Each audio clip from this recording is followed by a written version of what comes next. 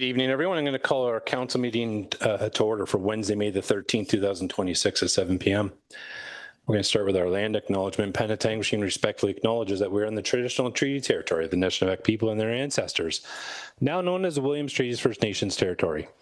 This includes the Chippewa Tri-Council, comprised of Bosley First Nation, Rama First Nation, and the Georgina Island First Nation. Alderville, Curve Lake, Hiawatha, and the Mississaugas of Scugog Island First Nation. Also once home of the Huron-Wendat, and more recently the historic settlement of the Métis, Penetanguishene is now home to many Indigenous peoples. Penetanguishene is proud of its Indigenous name, and more importantly, that for thousands of years it has been and will continue to be an important homeland and gathering place for Indigenous people. We recognize that we are the stewards and caretakers of these lands and waters, and responsible to ensure that our Mother the Earth is here for future generations. Councillor Roux, please. Thank you, Worship. Reconnaissance officielle du territoire de la ville de Penetanguishene. Penetanguishene reconnaît avec respect que nous sommes situés sur le territoire traditionnel et de traité du peuple Anishinaabe et de ses ancêtres, maintenant connu sous le nom du territoire des Premières Nations visé par le traité Williams. Il s'agit du conseil tripartite des Chippewas composé de la Première Nation de Beau-Soleil, de la Première Nation de Rama, de la Première Nation de Georgian Island, de la Première Nation d'Alderville, de la Première Nation du Curve Lake, de la Première Nation de Hiawatha et de la Première Nation des Mississaugas de Scugog Island.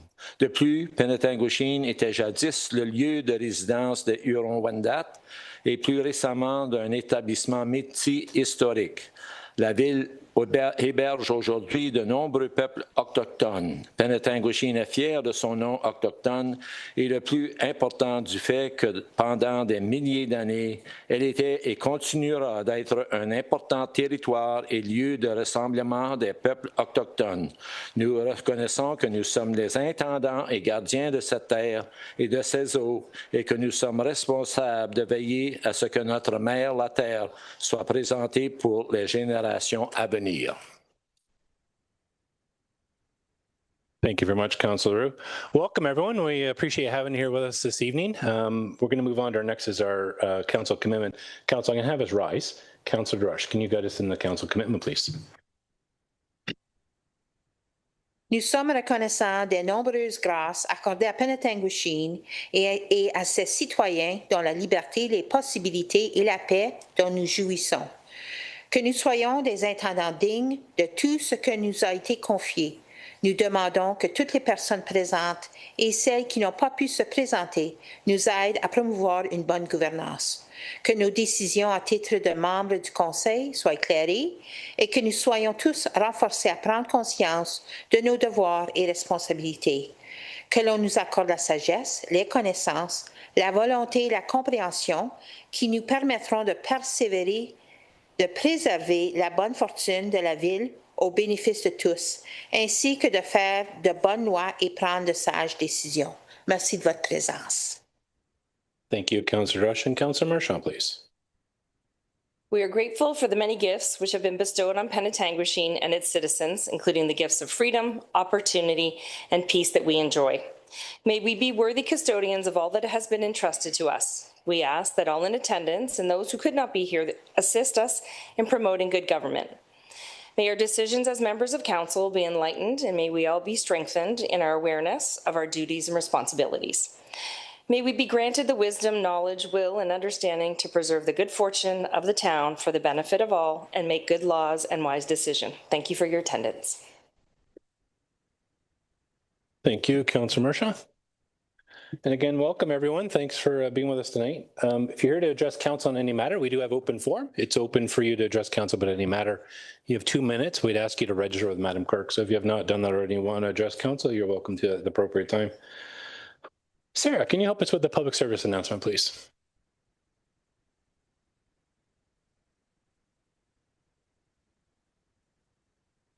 Hello and welcome to this evening's council meeting. For those of you who may require a washroom, there are public washrooms outside the council chambers entrance to your right. We also kindly ask that cell phones are turned off or put on silent during the meeting. Town Hall is protected by a single source fire alarm. Should the fire alarm be activated, Please exit chambers calmly using the rear or side door and make your way down the stairs to the parking lot nearest the church. In the event of a medical emergency, please dial 911. The address of Town Hall is 10 Robert Street West, Penetanguishene. We also have public access defibrillator outside of the main council chambers. Bonjour et bienvenue à la réunion du conseil municipal de ce soir. Pour celles et ceux qui auraient besoin d'aller aux toilettes, les toilettes sont situées à l'extérieur de l'entrée de la salle, à la droite. Nous vous prions également d'éteindre vos téléphones cellulaires ou de les mettre en mode silencieux pendant la réunion. L'hôtel de ville est protégé par un système d'incendie. Si l'alarme se déclenche, veuillez quitter la salle calmement par la porte arrière ou latérale et descendre les escaliers jusqu'au stationnement le plus proche de l'église. En cas d'urgence médicale, veuillez composer le 911. L'adresse de l'hôtel de ville est le 10 rue Robert-Ouest à Penetanguishene. Un défibrillateur est également disponible à l'extérieur des portes de la salle du conseil. Thanks, Sarah, for that. Council, we're going to move on to our next item is the approval of the agenda. We have a motion to read the agenda of the regular council meeting for May the 13th, 2026 be approved as presented. Moved by the Deputy Mayor, seconded by Councillor. Comments and questions? Seeing none, we'll call the vote. All in favor? And opposed? That's carried. Any members have a declaration of peculiar interest tonight? Seeing none, we'll move on to the next item is open forum. So open forum is an opportunity for members of the public to address council about any matter that's important to you. We ask that you register with Madam Clerk. You have 2 minutes and the floor is yours. Madam Clerk, is anyone register with you for open forum this evening? Thank you, Your Worship. There's currently one member of the public that's registered for open forum. Dennis McEntee is registered to speak in regards to the hike for hospice. Thank you. Thank you. Welcome, Mr. McEntee. The floor is yours, sir. The podium is open. And again, you have 2 minutes. Thank you, Your Worship and Council. I see we've got a very extensive agenda here tonight, so I don't want to be the reason that we held everybody back. I'm going to be very brief. I just wanted to remind members of the public and council that on the 31st of May, which is a couple of weeks from now, Hospice Huronia will be having their annual major fundraising event, which is the Hike for Hospice. It's a 5-kilometer hike through Little Lake Park in Midland. So if you're not doing anything on the 31st and you need to get some exercise, it's going to be a beautiful day. We'd love to get your support. And I've just been overwhelmed, quite frankly, Your Worship, with the response I've been getting as I go around and seek donations for this most worthwhile event. It's very, very uplifting and very encouraging. So thank you. Thank you for that. Thank you for your volunteerism and a phenomenal group that does great service to the community. Madam Clerk, I believe you said just the one member. Okay. Sarah, is there anyone online that wishes to address council? Thank you, Your Worship. We have no one online this evening for open forum. Thank you very much. All right. Next is a statement by members, an opportunity for members of council to share with the community the work they're doing on your behalf. Councillor Roux. Thank you, Your Worship. April 14th, I attended the curling club meeting. Attended the community breakfast at the Brian Orser Hall on April 22nd, and again on April 22nd, I attended the Lions Club Appreciation Night. April 24th, I attended the museum's volunteer tea. April 24th, I attended the 29th, I attended the pickleball court dedication at Georgian Village. May the 4th, I attended a flag raising for community living. May the 5th, I attended a special council meeting. And May the 11th, I attended the agenda review with the director and deputy mayor. Thank you, Your Worship. Thank you very much, Councillor. Councillor Mershaw. Thank you, Your Worship. Certainly a busy couple weeks. I had the opportunity to attend the business community breakfast on April 22nd. It was wonderful to see the local businesses come out and do some networking and connect. It was very well attended and well organized, well done by the town staff, and yeah, really great to see everybody there. Lots of work with the SSCA most recently. Had the opportunity to be at the tree planting event on May 8th, which was just last Friday. The SSEA received a significant fund from Intact Insurance with regards to our flood mapping planning. So it was a great opportunity, and Intact brought a coach load of employees from Mississauga. So over 40 employees of Intact were out in the fields and planted over 650 trees. So it was great to be there to welcome them and to say a few words. And there's quite an extensive video that's coming out. But this grant and the flood mapping is really great for our catchment area, specifically for the Severn Sound watershed.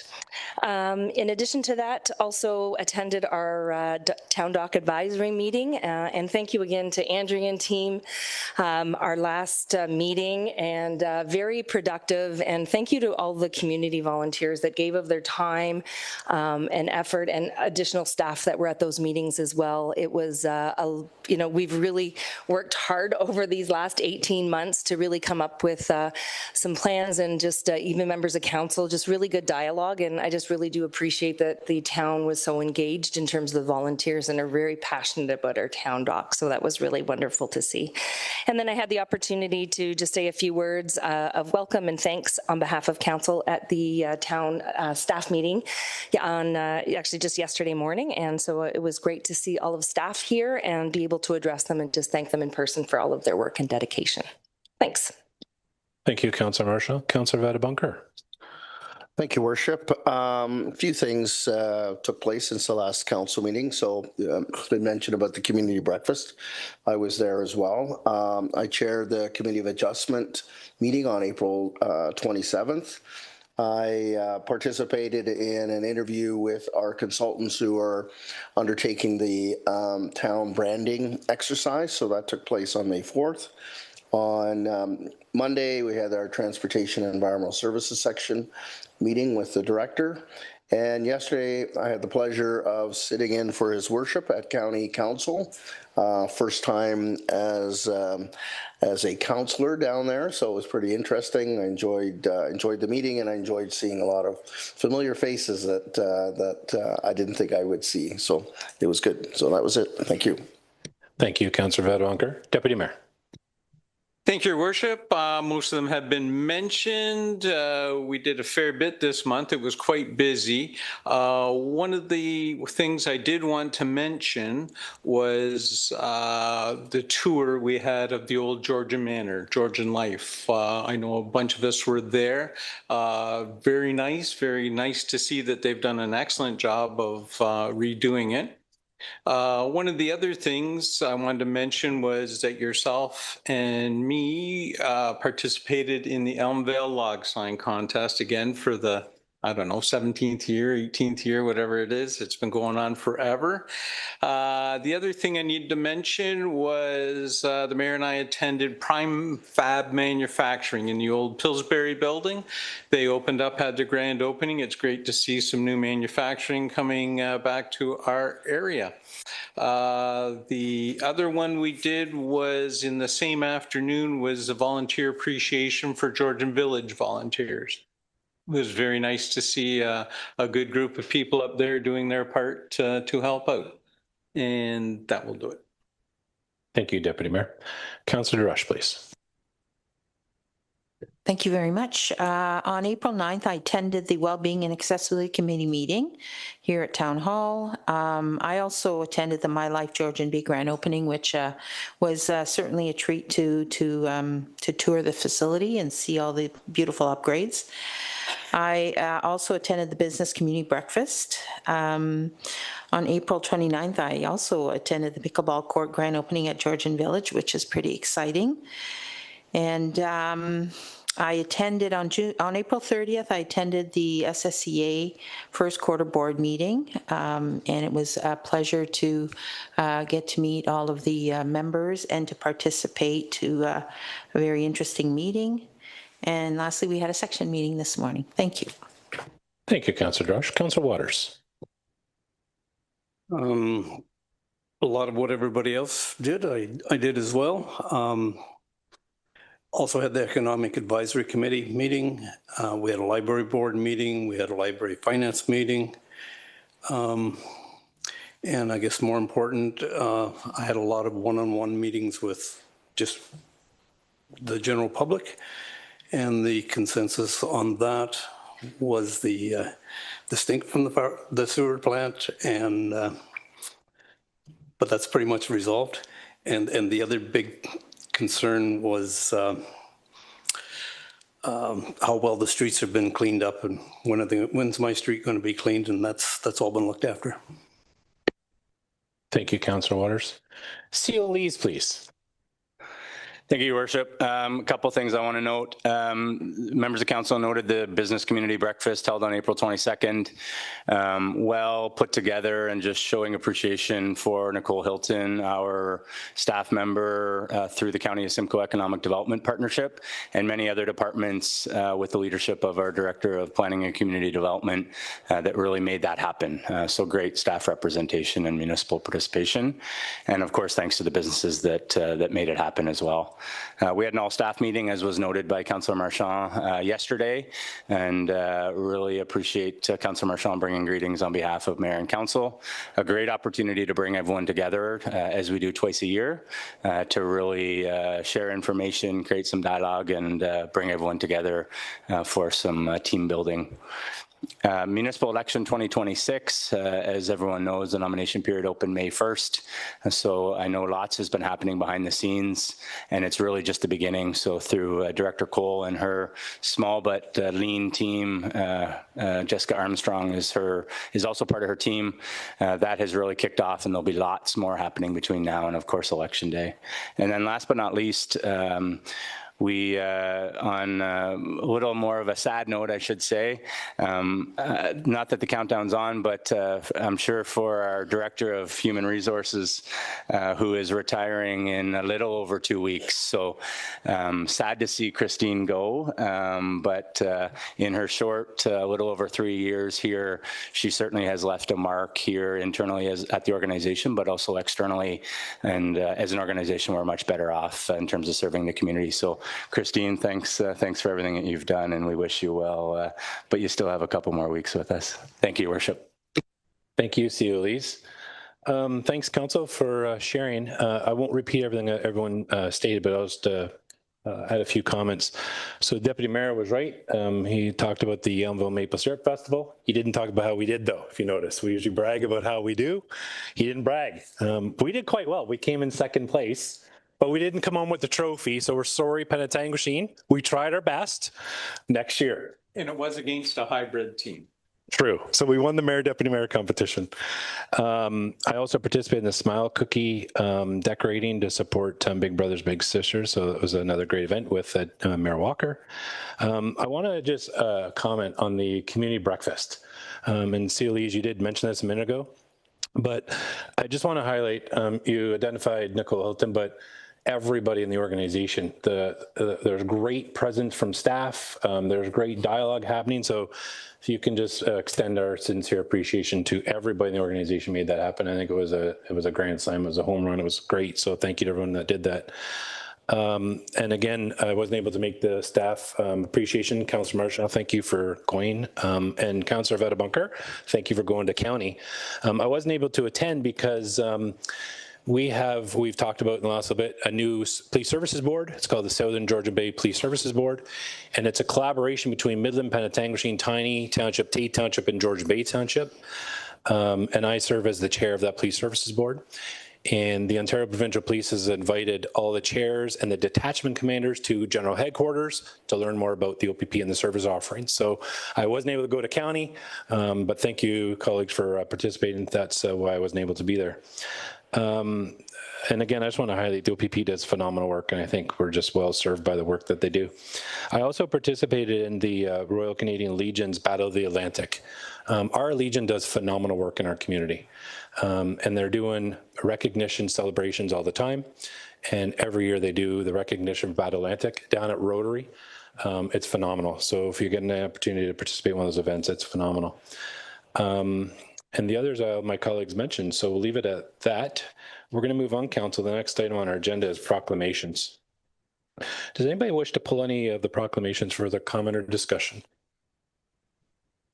Seeing none. So the motion reads that the following proclamations be approved as presented. We have one for Museum Month for May 2026, Multiple Sclerosis Awareness Month, May 2026, Children's Mental Health Week, May 4th to the 10th, 2026, Victoria Order of Nurses Week, May 17th to the 23rd, 2026, and Polynerity Week Proclamation, June 12th to the 20th, 2026. Moved by Deputy Mayor, seconded by Councilor Marchand. We'll call for the vote. All in favor?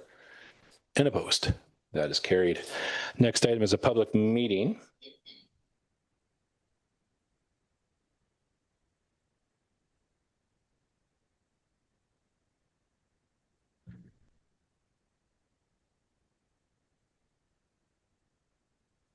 Okay, the next item is regarding a public meeting regarding a zoning bylaw amendment regarding 2 Beck Boulevard. This is a public meeting of the Planning Act to consider an application to amend the Town of Penetanguishene zoning bylaw 2022-17 to council. The purpose of this public meeting is to provide an opportunity for the public to make comments. The purpose of this public meeting is not to engage in a debate regarding the merits of the application, nor is it intended to be a question and answer session. To the public, this is your opportunity to speak, and we encourage you to do so. If a person or a public body would otherwise have an ability to appeal the decision on this application to the Ontario Land Tribunal, but the person or public body does not make oral submissions at a public meeting or make written submissions to the Town of Penetanguishene before the bylaw is passed, the person or public body is not entitled to appeal the decision. The person or public body also may not be added as a party to the hearing of an appeal before the Ontario Land Tribunal unless, in the opinion of the tribunal, there are reasonable grounds to do so. Andrea, I'm going to ask if you can please introduce the application. Can you please confirm whether or not notification was provided? And you can please note any correspondence received for the application. Thank you very much, Your Worship, members of council and the public. As the mayor's mentioned, this is a zoning bylaw amendment. It is file number ZA5 2026. It is impacting the property at 2 Beck Boulevard. I can confirm that notice of tonight's public meeting was given on April 22nd, and it was given through mailed correspondence to residents within 120 meters. The notice sign was posted on the property, as well as the information was posted on the town's engagement page. To date, we have received some correspondence that's in your agenda package. There are some correspondence from agencies, Enbridge, the SSAA, and the County of Simcoe that was recently added. As well, I think there's 2 comments from the public that you will see later in the agenda package, including a petition from residents of the neighboring property itself. The zoning amendment, I'm going to defer to Brandy Clement. She's here on behalf of the owner of the property, who is going to give you a presentation about what's being requested. And if you have any questions, we can answer them then. Thank you, Ms. Betty. The floor is yours. Thank you for being here with us this evening. Thank you, and good evening. My name is Brandy Clement. I am a partner with the Jones Consulting Group. I'm here this evening on behalf of our client, Bayfield Retirement Lodge, Inc., to discuss with you a zoning bylaw amendment application that we have submitted to the town.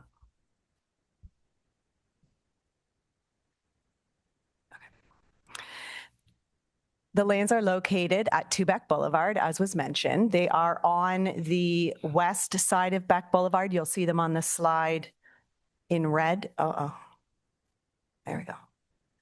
In red in this area. So they're on the west side of Beck Boulevard. They are south of Burke Street, north of Main Street, adjacent to the water. Total lot area is approximately 0.64 hectares in area. They have approximately 74 meters of total frontage. Subject lands are vacant. They are directly adjacent to the 2 existing buildings, which are considered to be phase 1 of these subject lands. Surrounding land uses include residential uses to the north and to the extended east area. We have an institutional use that's directly adjacent to the east. To the south, there are commercial uses, and then directly south, of course, is the town dock for recreational uses. I'm not changing that, am I? Are you changing that? Okay. I'm not, I wasn't sure. Am I doing it? Okay, sorry. Okay, might be easier. Thanks. No, that's great. That's great. Thank you. Okay, just give you a bit of a background on the previous development that has been approved for these lands. So in approximately 2007, there was a draft plan of condominium approval that is still existing today that was granted for these lands, as well as a zoning bylaw amendment and an official plan amendment. So again, that was in 2007. That approval was for a total of 4 buildings on the subject lands. So the first 2 buildings have been built. There's a total of 8 units, or 4 units per building. And then these remaining lands are what we're calling the phase 2 lands. So those phase 2 lands at that time were then severed away from the subject lands, from the phase 1 lands. And we're now here today, our client would now like to move forward with developing these 2 additional buildings with the remaining 8 units. Next slide. So this is the conceptual site plan. It shows you where the siting of the buildings will be approximately. On the north side, which is the building in red, is the condominium building A, is what we're calling that. That's approximately 414 square meters in size, 2 stories in height. The condominium building D is the one on the south side of the land you're seeing in blue on the slide. It's approximately 444 square meters in area, also 2 stories in height. They're slightly larger, the 2 buildings, than what's existing there today. The 2 buildings are approximately 410 square feet each in total. 2 parking spaces are identified for each unit. So there's a private garage for each unit, as well as there will be a driveway parking space. So a total of 2 for each unit itself. The sizes of the units will range from approximately 1,460 square feet to 1,900 square feet for building A, and for building D, approximately 1,470 square feet to 2,100 square feet. Proposed densities approximately 13 units per net residential hectare. Access to the site will remain at the 2 access points that are there now. Essentially, the access points go out to Beck Boulevard, and then the units have their own individual access onto the private laneway that is existing. There's no proposed changes to that. This laneway runs parallel to Beck Boulevard, and then at the south end of Beck Boulevard in this area, of the private laneway, there's sort of a modified, what I'd call hammerhead, that can provide sort of a turning area for some somewhat larger vehicles. Next slide, please. So the next 2 slides go through the conceptual architectural designs that are proposed for the property. There's a high level of architectural treatment that will be utilized on the buildings themselves. They will certainly be designed to complement the existing buildings that are there today in both the massing of the buildings, the design of the buildings, and the color of the buildings. All of the units, as you can see, this is the condominium building A. We have the front elevation, or the street elevation. I'm calling that the front elevation. And then the rear elevation being at the water. They will all have access and direct walkout to the water itself.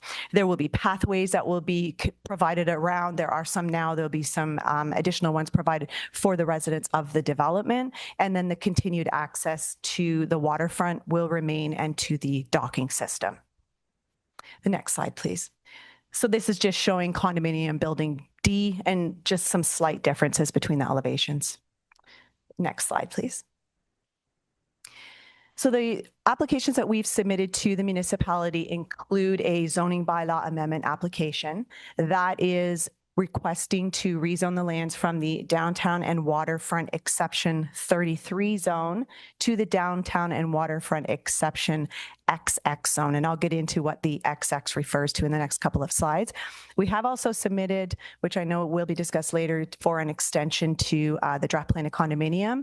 And we are requesting, respectfully requesting, a 5-year extension to that. Market being what it is today is part of that request, as well as it just can take time to address conditions of approval. Next slide, please. So this slide identifies the policies in the provincial planning statement that support the development that we are proposing. But generally, the lands are located within the settlement area. They are within the built boundary. They assist in providing that housing supply to the town. They assist in the completion of a complete community. And they're all on lands that can be serviced with municipal water and sewer services. There is no proposed impact to any of the adjacent natural hazards, and that has been concluded in the coastal engineering study that was submitted in support of the application. The roadway network can support the additional 8 units that we are proposing. There are no archaeological artifacts that have been found at this time on the lands, and that is in conclusions with the archaeological assessment that was prepared. And we are providing some active transportation throughout the property. The lands are designated settlements in the county's official plan, and certainly that's where development is to be directed. Lands are designated as neighborhood area in the town's official plan. The uses that we're proposing are allowed in your official plan. We are not proposing an official plan amendment, nor do we need one. Lands are zoned as downtown waterfront exception 33. We are proposing to zone the entirety of the subject lands as downtown and waterfront exception XX. And then more specifically, the next slide. So more specifically, there are 2 exceptions that we are requesting. The first exception in the existing zoning right now, there's a maximum front yard setback, which typically we would see like a minimum front yard setback in our zoning bylaws. This has a maximum front yard setback of 6 meters. The irregular shape of the subject lands as they are today, the topography of the site, it just doesn't allow for us to be able to meet that maximum setback. So we're asking that this be completely struck from the new zoning bylaw and that this doesn't apply at all. And then the second is an exception to section 4.18.1, which is your special setbacks from Georgian Bay. Currently, based on the high water mark of the 178 elevation, the setback requirement in your zoning bylaw in the general provisions is 15 meters. The 15 meters, if we were to apply the 15 meters, the 178 line hits almost on the west side of building D. And so if we were to then apply that 15 meters from the 178 mark, it would essentially render the entire property as undevelopable. We had a coastal engineering study prepared, and with the reason behind that, or the intent behind that study, was to see what the reduction could be to that 15 meters. Could there be a reduction, and what could it be for that setback? And they have concluded that they could support a 0 meter setback to the 178. So that is what we are requesting as our second exception. There are a number of studies that have been completed and submitted in support of the applications. The Stormwater Management and Functional Servicing Report, a coastal engineering study, a stage 1 archaeological assessment, geotechnical investigation report, and a hydrogeological investigation report. So in conclusion, the proposed application is consistent with the provincial planning statement. The application conforms to the applicable policies of the town and county's official plans. The densities are appropriate that we are proposing for these lands. We're introducing a housing typology into the town in the form of condominium units. The application will facilitate residential units on a site that is within the settlement boundary, that is within the built boundary, and that is on lands that have an approval for this development. Development will be compatible with the surrounding land uses and will utilize the existing municipal services efficiently and essentially will finish off the development on this property. Also, with the study that we had prepared, we are showing that there are no negative impacts to any natural hazards that are adjacent to the lands. So in conclusion, it is my professional planning opinion that the zoning bylaw amendment application represents good and desirable planning for the town. Thank you so much. Thank you very much for your presentation this evening and being here with us. I'm going to ask if anyone in the audience wishes to make any comments regarding this application based on land use planning issues relevant to the application. If you do, I'll have you make your way to the podium.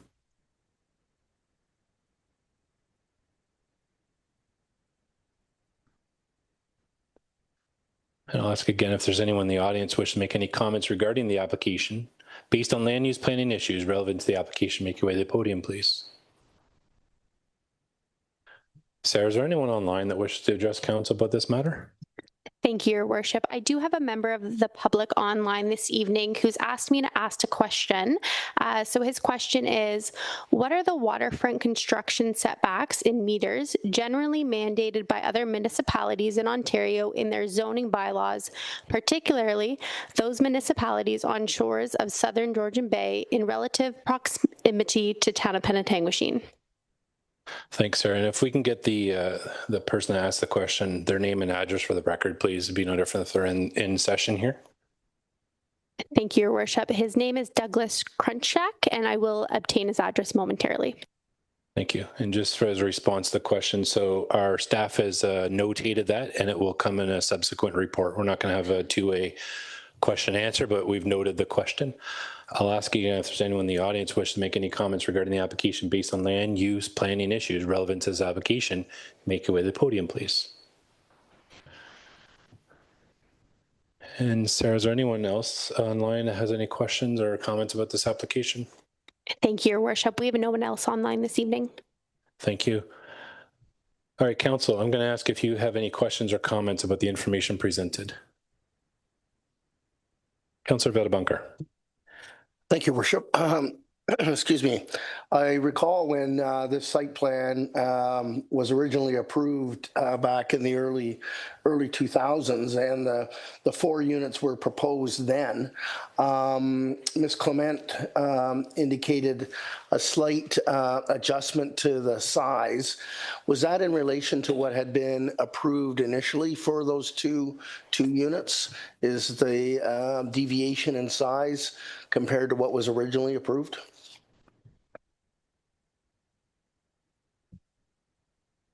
Through you, Councillor Vettebunker, I'll defer to Brandy to answer that question. I think she's a lot more familiar with the history. Sorry about that. Sorry, do you mean the size in the area of the overall units? Is that what you're referring to, Councillor Vettebunker?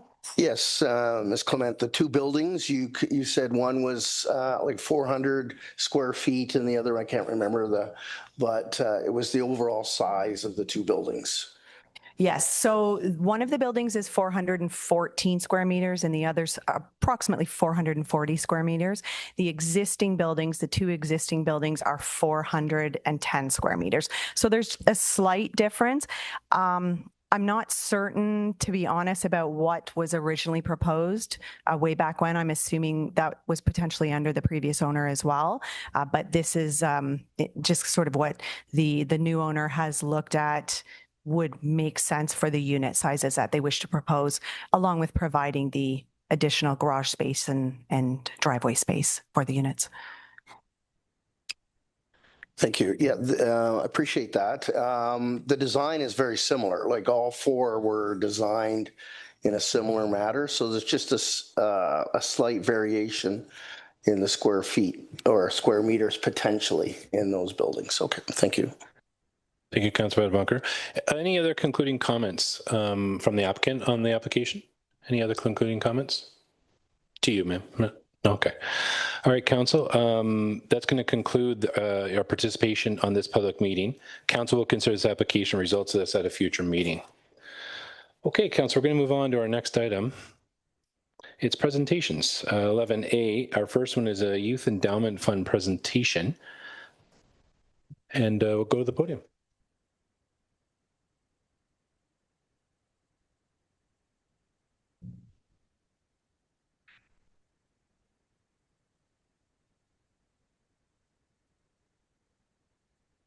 So our first presentation this evening is regarding our Youth Endowment Fund announcement. The town of Penetanguishene has an endowment fund specifically targeted towards our youth. The Youth Endowment Fund is awarded annually to an individual or group in the town of Penetanguishene in celebration of National Youth Week. École Secondaire Le Caron junior, senior tennis teams are this year's recipient. The youth participation in these tennis teams continues to grow, and with limited resources available, Le Caron identified a need for support in their application. This funding will support enhanced training opportunities and competitive experiences for student athletes, strengthening tennis development and encouraging excellence both on and off the court. Le Caron's tennis program reflects positively on Penetanguishene by showcasing local athletes at provincial levels and fostering a sense of community pride. Through this funding, the town is proud to invest in programs that positively impact youth and support community engagement. And I believe Aaron, yeah, come on up.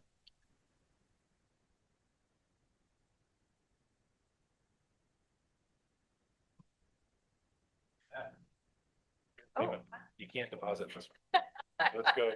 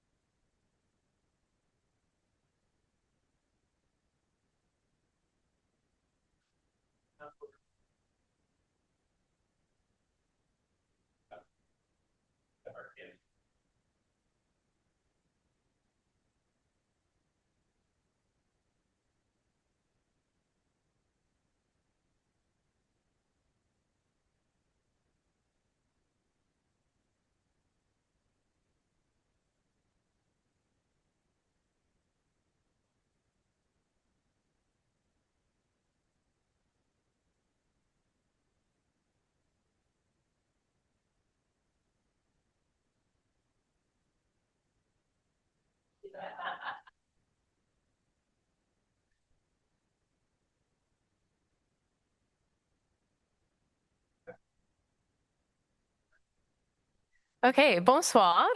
L'équipe de tennis de l'école secondaire Le Caron vous remercie pour ce don.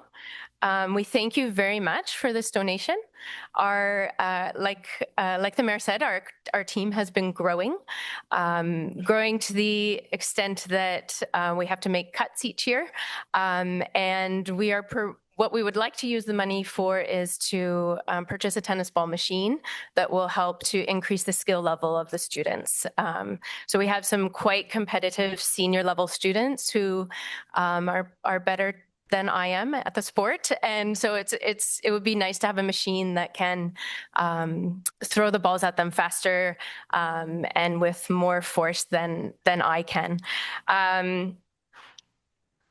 A special thank you to Marla Bailey for suggesting that we apply for this grant. We were not aware of the grant ourselves, and we communicate with Marla to reserve the courts each year. And so also a special thank you to the town for over 15 years, probably even longer. The town has been letting Le Caron use the tennis courts each fall and each spring free of charge 2 nights a week after school. And we would not be able to do this program without the support and the partnership of the town. It would be really difficult to transport the kids off-site out of Penetang for any practices. So we really appreciate your support. Yeah, that's all I have in my notes. Thank you very much. Thank you. Yeah, thank you.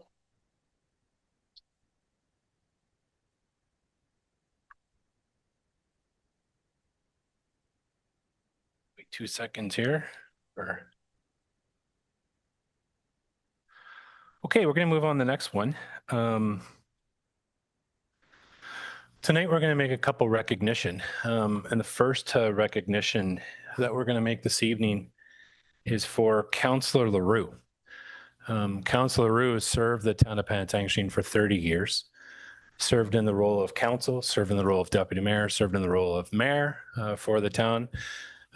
Doug, I started looking and counting how many hours, how many agendas, how many pages of literature you've read, but the work and the support you provided to the community, I think is something that's a mark of legacy and something you should be proud of. I think you've had a lasting imprint on the community.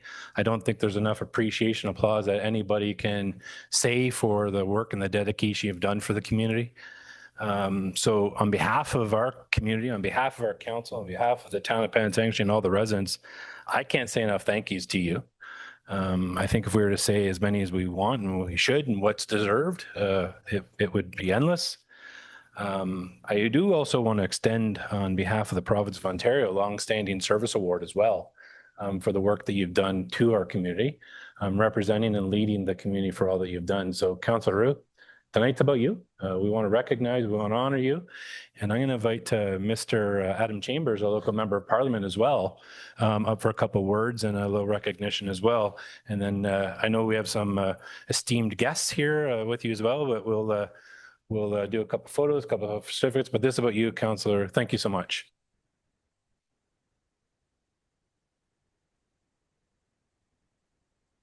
I just saw a big check, so I don't have a big check from the federal government tonight, but I do have some words of appreciation for Doug. I want to just say it's a pleasure having worked with you, even just for a few years. I know your commitment to the community is incredible. I won't say what I was doing in 1991, but to have this kind of service and commitment to the community is, and your leadership, true servant leadership, leading by example is an inspiration. So thank you. And I could never, of course, condone the consumption of alcohol, but in moderation, I have a wine opener for you that I'm sure you'll put to good use. But thank you for your service to the community, and it's just my pleasure and honor to be here with you this evening to recognize you. Thank you.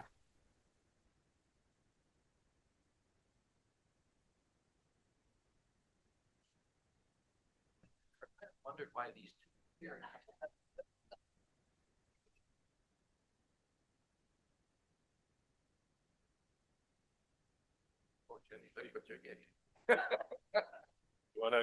You want to go over there? Yeah.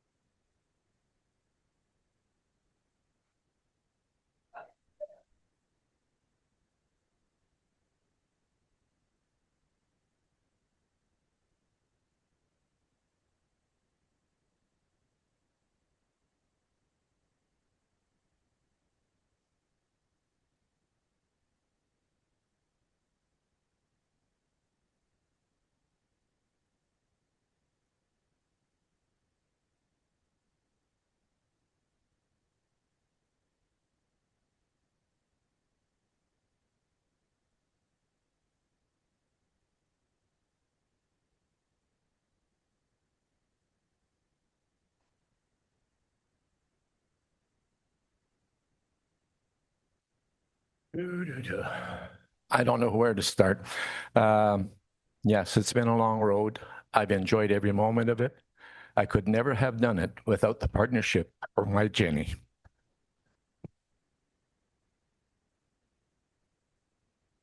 So whoever is responsible for all of this, I can only say thank you from the bottom of my heart. I appreciate it extremely. Thank you.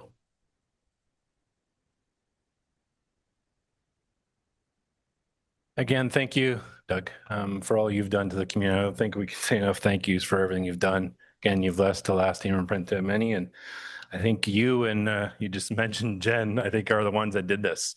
How many dinners and outings and events did you miss? And it was all for the betterment of the community. So thank you for all you've done. Thank you. So we're going to move on to our next appreciation and recognition this evening, and that's for our deputy mayor. And our deputy mayor has serviced our community as well for 27 years in the role of council and as deputy mayor.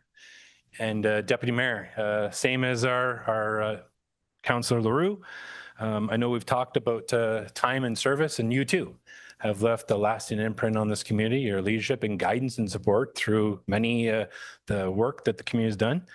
One of the things I'll share with everyone is the deputy mayor told me this week about, we talk about changes, and tonight we're going to talk about our procedure bylaw.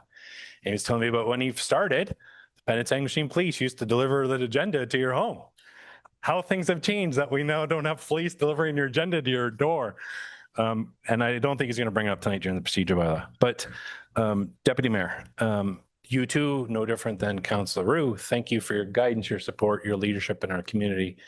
I've appreciated the council and the work that you've provided and the lasting imprint you've put it on advocating and supporting our community.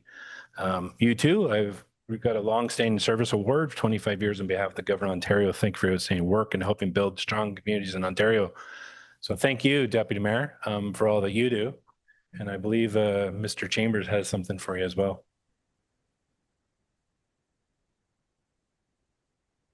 Deputy Mayor, thank you very much. Your family is standing at the back. They were outside waiting patiently so to not tip you off.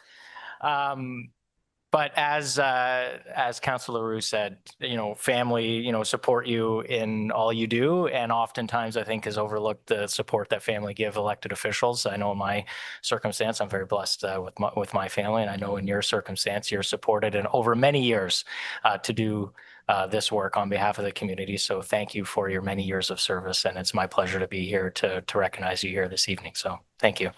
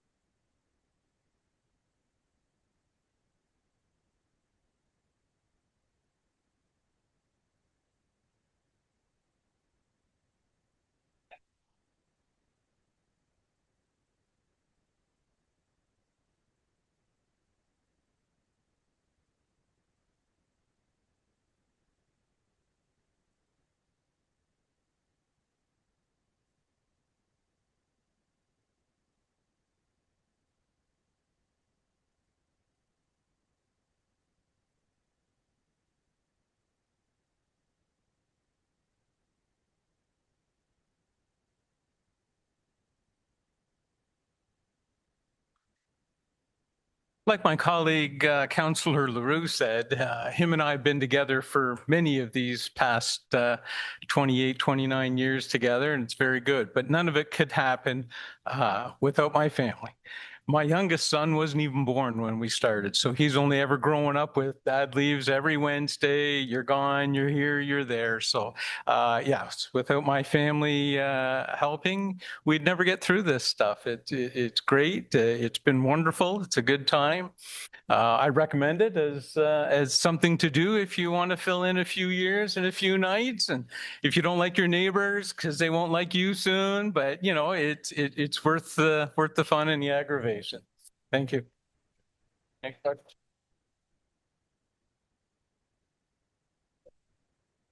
Again, thank you, Deputy Mayor, for your work and contributions and leadership in our community. And perhaps your final comment there, Sarah will take that as a clip and use it as a nomination commercial to get people involved with our local community. So it's not going to end there. Our next recognition I want to make this evening is for our Chief Administrative Officer, Jeff Lees. Jeff Lees has served our town and our community as our CO for 10 years. I believe he's the longest serving CO in the county of Simcoe for our lower tier.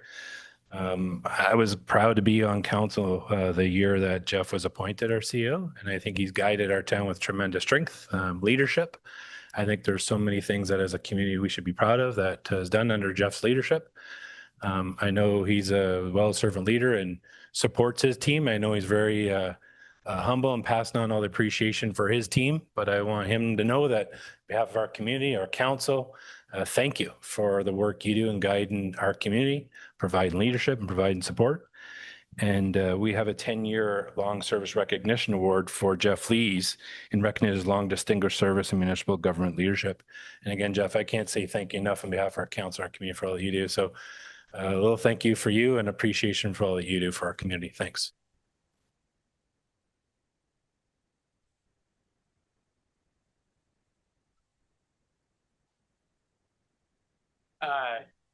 Congratulations.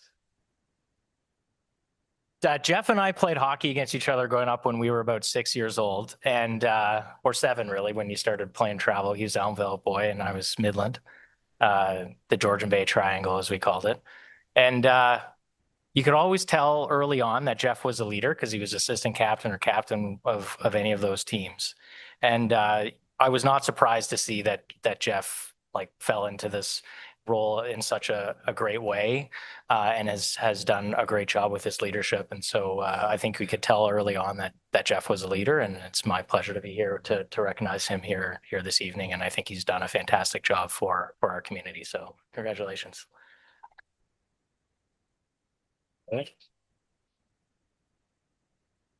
You want to photo first?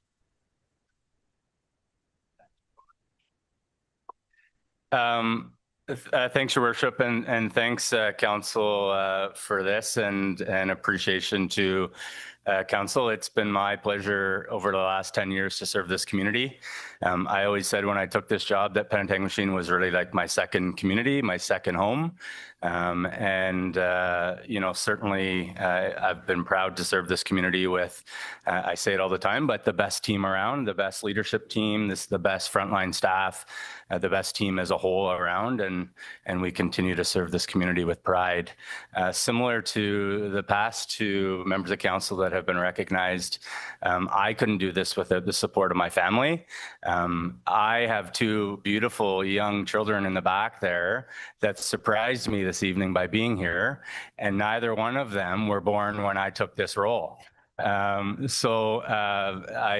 appreciate the support from Caitlin and my two beautiful young kids.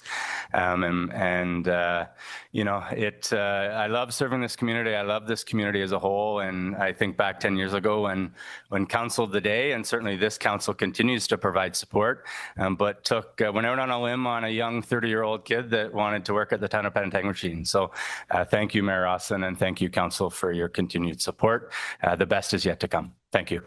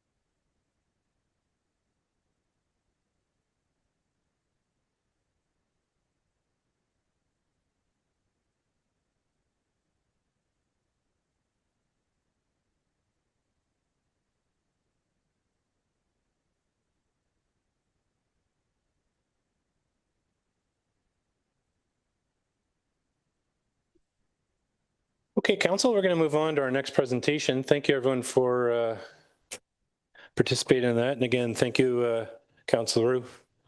Thank you, Deputy Mayor. Thank you, COEs. Our next presentation, Council 11C, it's a presentation regarding Georgian Bay Geopark. You'll recall previously we had a CIP item about the Geopark. Thank you. And we asked that CIP previously would be pulled and that we'd have the Geopark here to come back and provide an update. Our Geopark did do a presentation here at Council a little more than 2 years ago, and they're here with us again this evening. So I believe Stu Spires, no, Tony? Okay. Yes. Good day, Tony. How are you? Welcome. The floor is yours, sir. Your Worship and councillors, thank you so much for this opportunity. I have some slides which I presume are going to be changed by your end of things. Could you confirm that, please? Put the slides up. Yeah. We do ask that residents or organizations presenting share their own slides, but I'm happy to share them if you don't have them available. Oh, that would be great. Thank you very much. So I know we don't have much time. Stu Spires and I are both board members, and we would like to take this opportunity to update you on the progress of the Geopark and what our focus is going to be going forward this year. Importantly, we're going to, with limited time, take a look at our new website, which has not been launched publicly, but showcases the work that has been done over the last 3 years and points to some very important aspects of the Geopark, including the fact that it is an active knowledge base and toolkit that can be used by all communities. So we'd like to quickly touch on some of those slides, and I will provide council with a link to the working website, which you can go through at your leisure to understand this in more detail. but suffice to say, it demonstrates the work we've done and the kinds of tools and resources that this represents for the community and the opportunities for Penetanguishene. Next slide, please.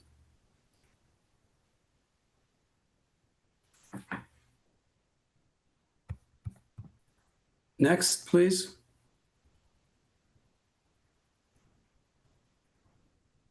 Hello? Hi, Tony. We are changing them. Are you referring to being on the "it all begins with" slide? Yes, or? that's right. Yes, thank you. Okay, we are on that slide now. Oh, I don't see it. Okay. Oh, there we go. Thank you. This is the landing page of the website, and importantly, it represents the bigger story, which is that, of course, the entire region of Georgian Bay and the North Channel begins with the rocks. And you'll see in this headline that we've also included the Anishinaabe term for rocks, because the intention of this is to represent and showcase the extraordinary story of this part of the world with both worldviews of Indigenous communities as well as the scientific and geological side of things, which we call two-eyed seeing. But we believe by exploring the past and understanding it and providing the tools and resources for all the communities, that this exploration can lead to a really positive, sustainable future. And I want to explain a few of the aspects that come through in the website that bring this to life. Go ahead. What the geology team and other planners have looked at is that the entire region organizes itself into 8 amazing stories, which we call deep time zones. And you'll see the areas there are also defined by the watershed. That's important because if we are looking at the geopark as a framework that can genuinely understand the region as a connected system, and all of the things that we need to learn and share and educate people about, we need to think of the watershed as well as the waters and lands. But these 8 stories are geologically driven, but each of them represents a regional story that's unique, fascinating, and will get deeper over time. Up in the north, it's a 2.7 billion year story. And down here in North Simcoe, Penetanguishene being at the center of it, is a very unique region, which we call the meeting place, or the time zone is the meeting place. And I'll take you through, I'll touch on a couple of slides that show how this will be showcased. Next slide, please. The meeting place, of course, is phenomenal in many respects, but essentially, as you would all know, represents this meeting of 2 geological phenomena that define the entire region: the softer limestone and, of course, the ancient Canadian Shield. But as Mayor Rawson indicated earlier, it is also an extraordinary place of history. And the belief is that geology really drives culture, history, and the ecology of an area.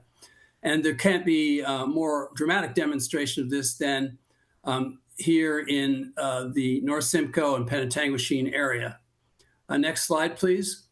What we are doing in each of these regions is citing different locations that are representative of different aspects of this story. So, for example, in the meeting place and around Penetanguishene, there are regions called signature portals, which represent areas that are already managed, but also are very rich demonstrations of the different geological, cultural, and ecological story of the region. In this case, the Huron-Wendat Circle of Nations would be one such signature portal. Next slide, please. Penetanguishene Harbor itself is an extraordinary story of both history and geology. And then we have a second category, which we call educational portals, which are multiple smaller sites. If you go to the next slide, please, which capture the region's story from the point of view of history, culture, the rocks, different landscape aspects, and so on. Next slide, please.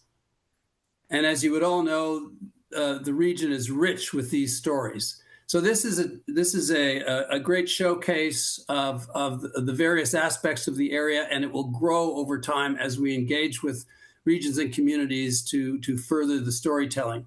Next slide, please.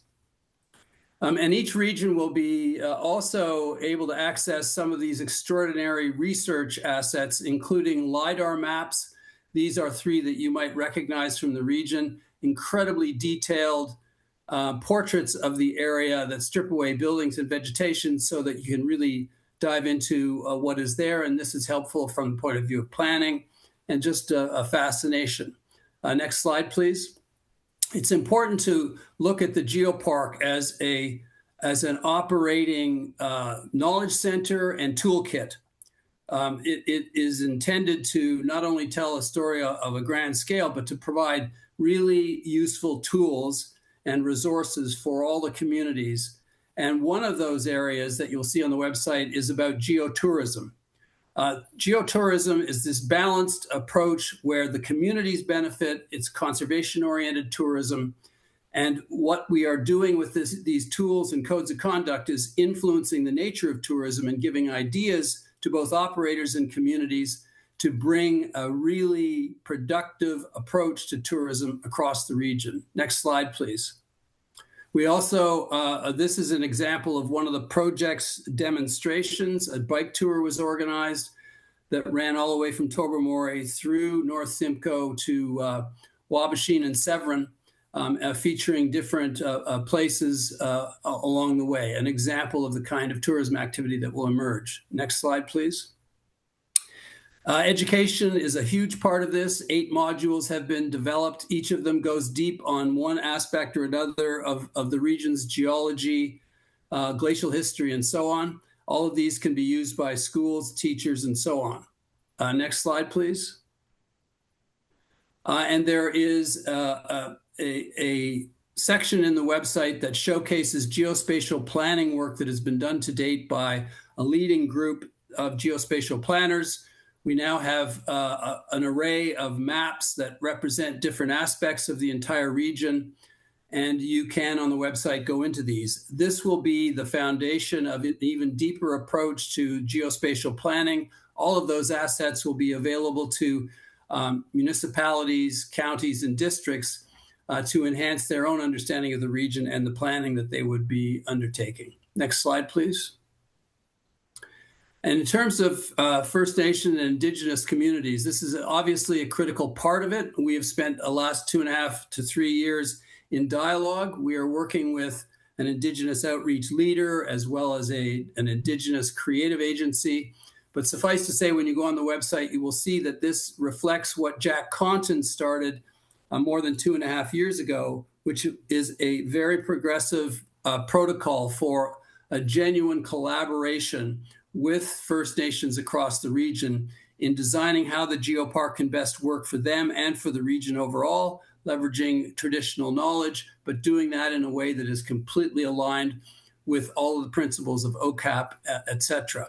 So as an example of that, if you go to the next slide, the team has used Grandfather Rocks as one early demonstration of how this will bring this knowledge set to life. Grandfather Rocks is the comparable viewpoint about the significance of geology from the point of view of Indigenous communities, and our Indigenous partners from Design to Plume helped to craft this beginning story. Further knowledge and shared stories will come out in the months and years ahead as we do outreach within the individual First Nations and Indigenous communities, including the Métis community. I should also point out that this website is bilingual. You just have a tab on French.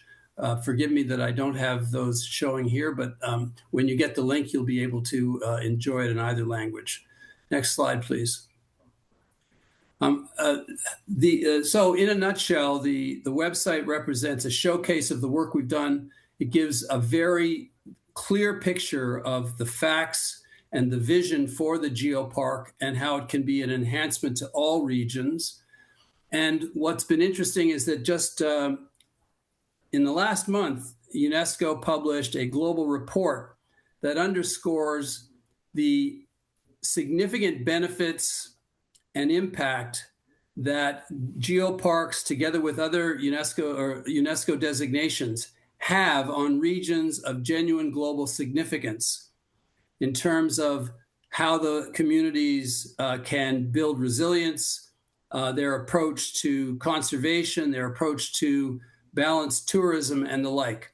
And I would be glad to send a summary of that to underscore just how substantial the opportunity is over time to use this framework to strengthen the resilience and effectiveness and the agendas of every individual region. I'll conclude just with a quick recap of where we want to go. If you go to the next slide, what we want to do this year is to use this platform as the basis for collaboration and dialogue across the region. We've had many discussions to date, but we want to go even deeper and broader and get the level of awareness and understanding of the real story of the geopark out there. This will also be a period where we continue to build on the research, on the geotourism toolkit, on the scientific resources that we're bringing to bear, and it will be inviting all communities and key sectors to provide input on how the geopark's future will be shaped. And what we are asking for from Penetanguishene is your continued support and your input on some of these key factors over time. I would underscore that we know that the opportunity here is that the geopark can provide important direction and information for the economic development opportunities that you're pursuing currently in collaboration with Simcoe County, the branding work that you are doing, and the overall approach to tourism. So there are some very concrete ways, even the work to date can have a direct bearing on Penetanguishene's position. But make no mistake, Penetanguishene from the very beginning has always been in a really wonderful position. You have a story that is incredibly rich, historic, and unique, and you are, of course, a gateway to Georgian Bay and the entire region.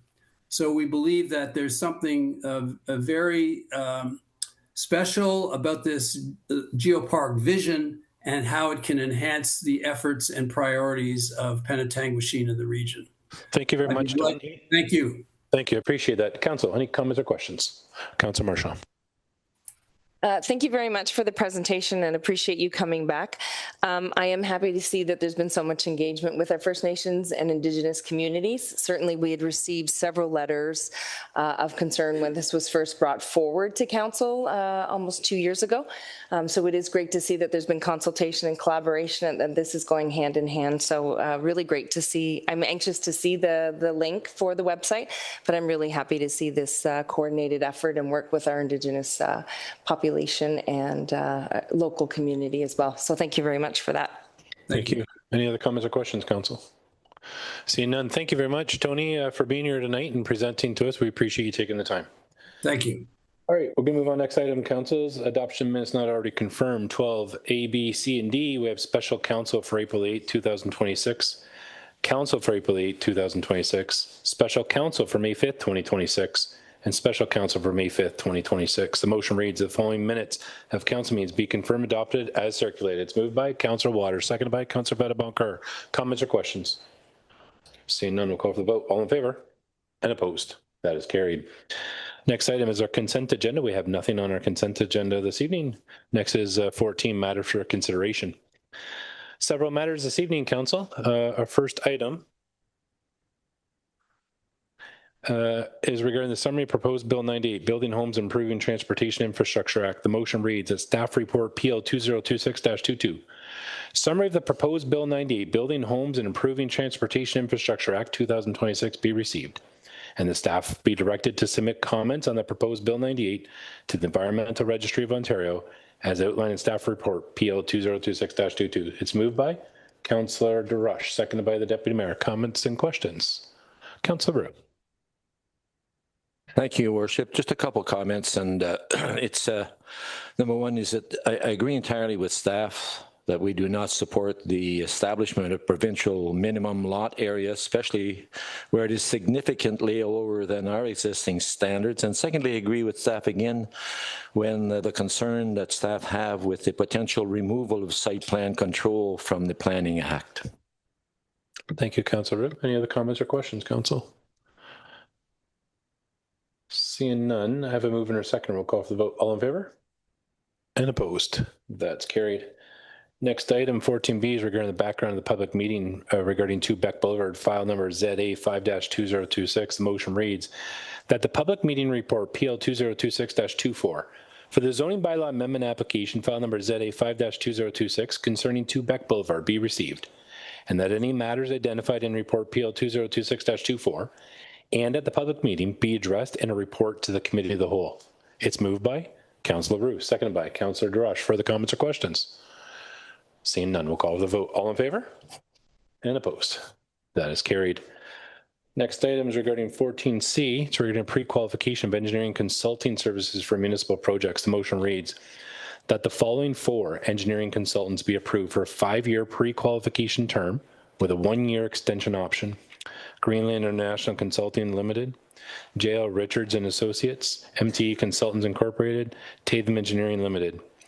And that Planning and Community Development move forward with the 4 pre-qualified engineering consultants to initiate development reviews in an expedited manner. It's moved by Councillor Darash, seconded by Councillor Waters. Further comments or questions? Seeing none, we'll call for the vote. All in favor? And opposed? And that is carried. The next item is 14D. It's a memo from the Chief Administrative Officer regarding AMO conference delegations. Before I read this one, Council, for everyone's interest, Council represents the community at an annual conference called Annual Members Municipalities of Ontario, and we delegate to ministries about topics that's important to the community. And the CEO usually brings a report to talk about items of interest that we've been talking about at Council or by staff. And we bring this to see if Council feels these are the topics we want to bring forward or if there are other thoughts. So you have the report, what we're recommending. Initially, we're looking at putting in 7 delegation requests with the ministries this year. Before I read the motion, does Council have any comments or questions? Councillor Vadabonker. Thank you. There's one item on the list, and it's not that it's an improper topic. It's intimate partner violence, and I just want to understand the municipal connection, like the connection to the town on that. All the other ones, I can make a connection, but I'm struggling with that. And as I said, it's not that it's an issue we should be dealing with, but I'm not sure how it fits in. Thanks. I'll start and then maybe I'll pass it to the CEO. I know we talked about this a couple weeks ago, the CEO and I, Councillor Vadabonker. Council will know that this council, we did pass a motion literally 2 years ago. We adopted a motion from another municipality talking about interpartner violence and really that we need to do more. And I think at that time we said we need to do more than just read motions. And what are we doing? We talked about what can we do as a community. And I know talking to the CEO, I said, we think we got to get before the ministry. We got to talk to the Attorney General, we got to talk to the Solicitor General and talk about what other tools are in the toolbox that we can bring this to the forefront and actually make it more than a motion that we read. And we want to give this a little more time and attention with the ministry to really bring this to the forefront. So that's where that came from, Councillor Vadabonker. I'll turn to the CEO for further comment. Thank you, Your Worship. I would just add a couple things. One, it was approximately 2 years ago, as the mayor noted, that at the time, Town of Penetanguishene Police Services Board supported a motion that was circulating in the municipal sphere. And so certainly trying to build upon that and continue to allow it to receive the traction and attention that it should. And just in terms of the connection municipally, when we think about community safety and well-being, I think this has a direct correlation and direct connection to what we all want our community to be from a safety and well-being perspective. And I would, from the lens of that community safety and well-being plan, I think there's a very good correlation. Thank you, Your Worship. Thank you, Celise. Councillor Vadabonker, any further comments or questions? Okay. Councillor Marshall. Just a quick comment on that particular item, I'm happy to see that we are bringing it forward. It is an epidemic in the province of Ontario. Women are losing their lives at the hands of men usually, and through domestic violence issues. We have one women's shelter in Midland, and it serves our entire North Simcoe community. And I think we need to be loud and vocal to show our support in this particular area. So I'm happy to see that one. The other one, I'm also happy to see that we are going to request to be able to have some direction and just a bit more visibility, is really the Conservation Authority process that is going on in terms of the reevaluation and the consolidation of several authorities now coming into regions. And then, we have the fortune of having the Joint Municipal Services Board, the Service Board, as it relates to Severn Sound. And we know that there's a bit of a question mark there. So I think it's really important that we continue to support that great work and ensure that we're not paying for something through the Conservation Authority, through the county possibly, that we're already paying for as a municipality. So I think this is really important. I'm glad we're bringing this to light. Thanks. Thanks, Councillor Marchand. Just to add to that, I agree with your comments. I know when we spoke, we want to get this delegation in, but I think when we get closer, we'll look at our other member municipalities, part of the Severn Sound Environmental Association, doing a joint delegation on this item. But I'll turn to the CO any further comments on this one. CO Lees. Thank you, Your Worship. No, agree, and certainly a conversation we had around a potential joint delegation. And I would really just commend the efforts of Julie Kelly, the Executive Director at SSEA, who has really served us up on a platter for us lower tier municipalities, part of SSEA. The tremendous work that her and her team do, can't say enough about them. And certainly this is as a result of the leadership from those good folks and Julie and her team at SSEA. Thank you, Worship. Thank you, Council. Any further comments or questions regarding this? Does any member of council have another topic they feel that we should be delegating, and do you feel this captures the priorities of this council at this time? Seeing none. The motion reads that staff be directed to submit delegation requests for the 2026 AMO conference for the following ministries and topics: community safety and theft concerns, CNCC policing costs, intimate partner violence, community sport and recreation infrastructure fund, Northern Rural Recruitment and Retention Initiatives, Provincial Conservation Authority regarding SSEA, and the cemetery management. It's moved by Councillor Leroux, seconded by Councillor Marchand. Further comments or questions? Seeing none, we'll call for the vote. All in favor? And opposed? That's carried. The next item is regarding a board and committee appointment, and it's regarding our Economic Advisory Committee. Motion reads that Sandra Baldwin be appointed to the Economic Advisory Committee for the remainder of the term. It's moved by Councillor Waters, seconded by Councillor DeRush. Comments and questions? Seeing none, we'll call for the vote. All in favor? And opposed? And that is carried. The next item, Council, is our procedure bylaw.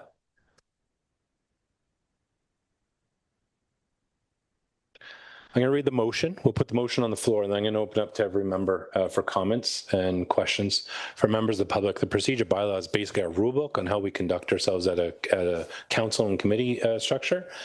And we've asked Madam Clerk to come back with some revisions that we've asked for some tweaks to that.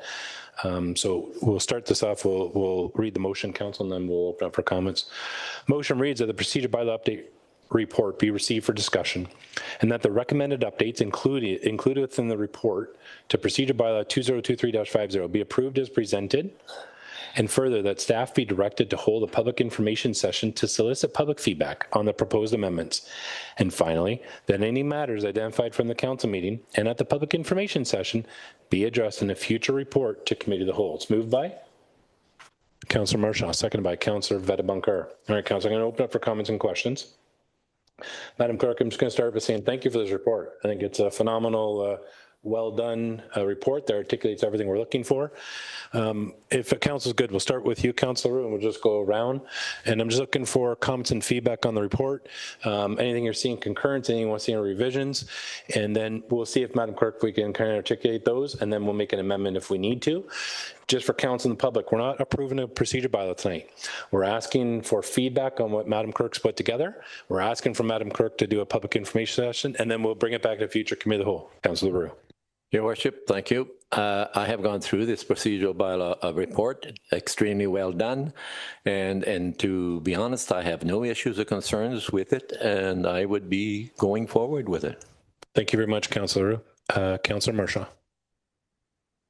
We reviewed this as well at section and certainly do appreciate the scope and detail of this report because it is extensive. The one concern I do have is looking at the times in which we would hold our council meetings. We are looking to potentially move those to 2 in the afternoon. I'm a member of council who works full-time and want to continue to have the opportunity to do both, and don't know if I could balance a full-time, well, I am balancing full-time job and council, but how that plays in terms of hours during business hours from that perspective. And I'm not sure how that would sit with the community. So I do have concerns with that particular proposal, but I think when we have, feedback from the community as well, it will be interesting to kind of get their feedback as well. But otherwise, I don't have any concern with what's being put forward. Thank you, Councillor Marshall. Councillor Vadabunker. Thank you, Worship. Excuse me. First of all, I want to thank the clerk for the thoroughness of the report and how each of the items were addressed completely, not only the ones that staff brought forward, but the ones that members of council brought forward. I'm of the different models of conducting council business. I'm really interested to see how this model of how having a committee of the whole meeting in the middle of a council meeting will work, but I'm prepared to give it a chance to go. I think it has potential. I think it was well explained. Excuse me, in the report. One of the things that I thought might be helpful, and we saw an example of this at our last meeting. A municipality that I'm familiar with, there is a standing agenda item that allows the public to identify a matter that they'd like to see considered earlier in the agenda. So having to wait till near the end and they're in the audience and they're only here for a particular period of time, that there's an opportunity for them to identify an item. It can be dealt with earlier in the agenda and then they can move on. It's like a customer service type thing, you just give the opportunities for a member of the public to indicate that. So I'd like to see some consideration given to that. It's a formal item on the agenda. You have the draft agenda in the report. It can be slotted in there. Councillor Marchand mentioned about the start time. I too am concerned about the proposed start time. I recognize, the benefit of moving the start time earlier. Our current start time is 7. We have had instances where the meeting times have gone beyond 10, and the statistics are in the report. I think moving to an earlier start time seems to be the trend, as outlined again in the report. Is very thorough, but I think 2 p.m. might be a little too early. I'd like to see it maybe 3:30, that kind of thing. If we're gonna start earlier. That's, I think that provides that little bit of balance in terms of addressing the various issues, Your Worship, that the clerk has pointed out in terms of the benefit of moving the time forward and some of the impacts of having a late meeting. So just that 2 o'clock troubles me somewhat, and for similar reasons to what Councillor Marchand said. So other than that, those were my only 2 comments. I thought it was an excellent report, and I look forward to seeing what the public has to say. Thank you. Thank you, Councillor Vadabunker. Councillor Marshall, I'll come back to you after everyone went. I heard you speak time. If you have a time, Councillor Vadabunker said 3:30. If you can just say, just help us with the process, what would work for you? Deputy Mayor. Thank you, Your Worship. I thought it was a very good report. It does show everything that we need to know in there. I have no problems with any of it except the start time.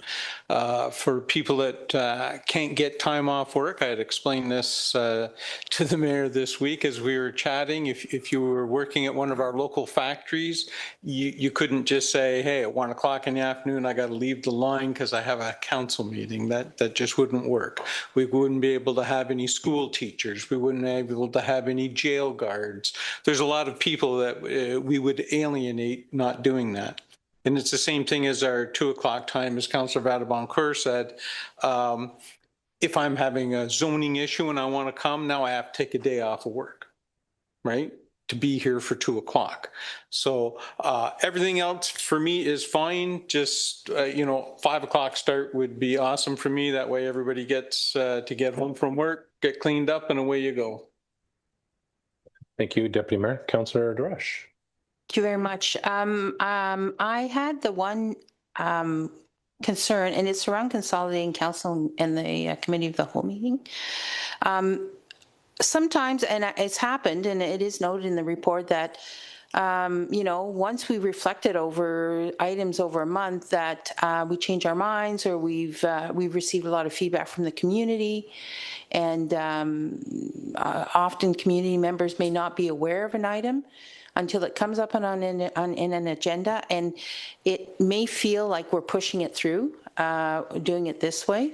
That being said, I know there's a mechanism in place that we could pull that report to then discuss again another month. So again, it's a workable scenario, but I do have a little bit of concern there.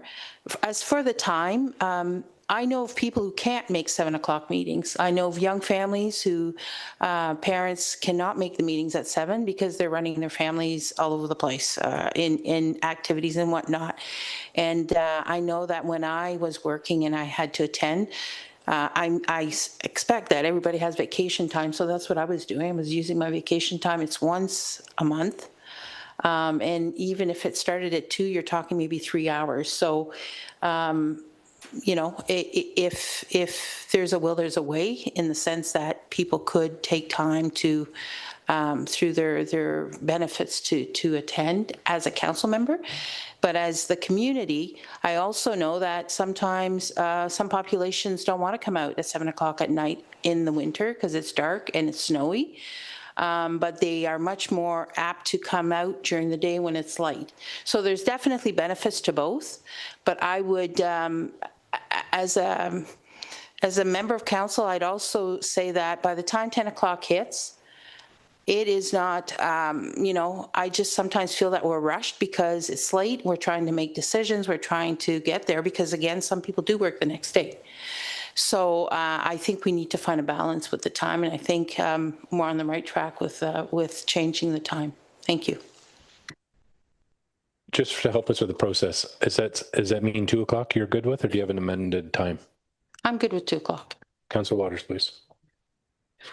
For the time, I would not like to see 2 o'clock. I would possibly 6 p.m.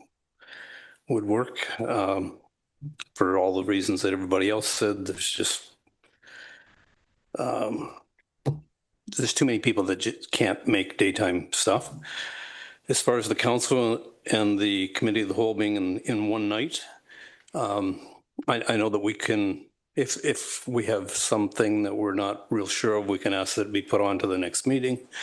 However, if it was just automatically on another day, like maybe if we did it on a Monday and a Wednesday or something, I find personally that I quite often have to go out and look at a piece of property because somebody will say something about the parking or the snow removal, or somebody will buttonhole me and give me some information that I wasn't aware of.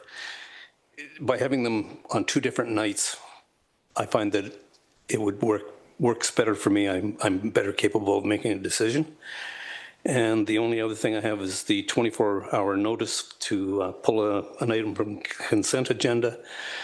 It's my understanding that should we not give the 24 hours, it would be sort of an agreement that it would be waived, but waiving it doesn't really make a sense. It is a gag, and I just as soon not see it in there. Thank you, Councillor Waters. Councillor Mercia? I would propose probably 6 o'clock. I would like to see, certainly, I think earlier than 7, because I agree by the time we, get past 9:30, 10 o'clock, the decisions maybe aren't as crisp, but I would say 6 o'clock is what I'd be proposing. Thank you. Madam Clerk, thank you for pulling this report together. I thought it was well done. I support the report in its entirety. I think everything in here, I wouldn't change a word. That was well captured. I just want to make a couple comments, and just for the members of the public. We meet, as some members said, we are meeting as council right now. When this meeting's done, we're going to adjourn. We're going to move into another meeting called Committee of the Whole. What we discussed tonight at Committee of the Whole, we won't ratify or pull in further debate next month. And what we're recommending, or what the recommendation tonight with this procedure bylaw update is, that we pull it all into one night. So it's not a 2-month decision-making process, that we actually make decision-making quicker. I think Councillor DeRush brought up a point about there are times we want times. There is a mechanism in here that we can defer and say, let's decide this item next month. So we can keep that process for certain items. Most of the times, we don't change a recommendation. Most times after committee debates something, it doesn't change. So we're talking about expediting that process. So I appreciate you looking at that, Madam Clerk, and bringing that forward. I want to comment about your last comment, Councillor Waters, about the, I don't remember the word used, but I think you said something about silencing. I don't see it that way. And it was regarding the consent notice period for 24 hours. This is my interpretation of the way the procedure bylaws drafted in form today.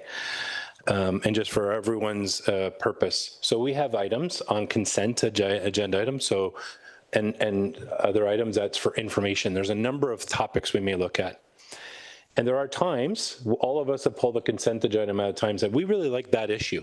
We'd like to support that. Can we also copy that same motion recommendation from another municipality? And tonight, Councillor Vadabunker brought up one. One was about intimate partner violence, where we adopted another municipality's bylaw, and we asked to support that. So what this notice period is asking for, Councillor Waters, my interpretation is, let's say we wanted to use that motion, staff need a little bit of time. Like, it'd be hard to right now say, Madam Clerk, here, draft up that bylaw, we want to redo that. It just gives them time to do that. At no time is staff asking to silence you or any member of council. And I'd say as chair, of Committee of the Whole or Council, we have the provision to bring up a motion at any time. It's just asking staff to give them a little bit of heads up. Just say, hey, I'd like to bring this forward, so they're prepared with the motion. I can assure you that if you brought up tonight, I'd introduce the motion if you were to bring it through the proper forum. So that's not the intent, and I don't think that's Madam Clerk's intent to silence any member of this council. I think I already said it, but about Councillor DeRush, your comment about deferring what that is, I agree with you, but I think when we look at this term, we haven't really had many, and there is a mechanism to provide that opportunity. I think we are all aware what those are, and there are times, to what Councillor Waters said, let's do it in committee and let's not ratify in council, let's defer, and I think the mechanism's built in there. I want to talk about time, and Madam Clerk, I know you document everyone's time. We have some ranges here from 2 to 6 p.m. that was brought forward. I am hearing everyone's agreeing that we need to go a little earlier, and I agree with you, Councillor Drush, that sometimes we can get tired and we're making some big decisions, but staff have been here since 8 o'clock this morning. It's a long night going till 10. The one thing I think we haven't articulated is we're using our current status, meaning the last decades, we always meet at 7 p.m. I would argue how many people in the community can't make out to a 7 o'clock. And I think you said that, Councillor Rush. My first term of council, I had a hard time to make it to council all the time. I had perfect attendance, but there's not daycare centers open to help young families that want to be involved in this process. And I'm wondering how many opportunities we're going to afford people that if we move the time earlier, maybe there'll be a different group of people. I agree with Deputy Mayor that perhaps someone is a shift worker can't make. I agree. But maybe there's a young parent out there that says, I do have daycare and I can get here. So I think we might disadvantage some, but we might advantage others. I don't think we're going to be everything to everyone at all times, but how do we make ourselves more approachable? What I did hear, Madam Clerk, from everyone was we'd love to hear more from the public on this. That's what I heard from my colleagues. I also heard everybody say, yeah, I'd like to go a little earlier. Some said 2, some said 6. So I think there's going to be a little mix in there. Okay, Madam Clerk, do you need any other clarity from any members of council or any move forward that you need? I think we have direction to go to Public Information Center, assuming the motion passes. Any other clarity you need? Thank you, Your Worship. No, currently I have everything that I require to move forward with public consultation. Thank you. Thank you. A couple more things for the public. A couple of small pieces we also did is we're recommending moving our council forward. So right now we meet on the 2nd Wednesday of the month. We're recommending bringing it forward a week to the 3rd week. It's a selfish ask, but The County of Simcoe meets as well in the second week. And I have found, I believe the deputy mayor's found, that the agendas can be a really big read. Doing county and the town in the same weekend, getting prepared for county and the municipality. So by moving us forward a week, it'll just make it easier for the County of Simcoe representatives. So appreciate Madam Clerk, you looking at that and Council's agreement on that. Okay, Council, any further comments or questions on this motion? We have the motion. We have a mover and a seconder. Madam Clerk, you're good with the information. We're going to call for the vote. All in favor? And opposed. That's carried.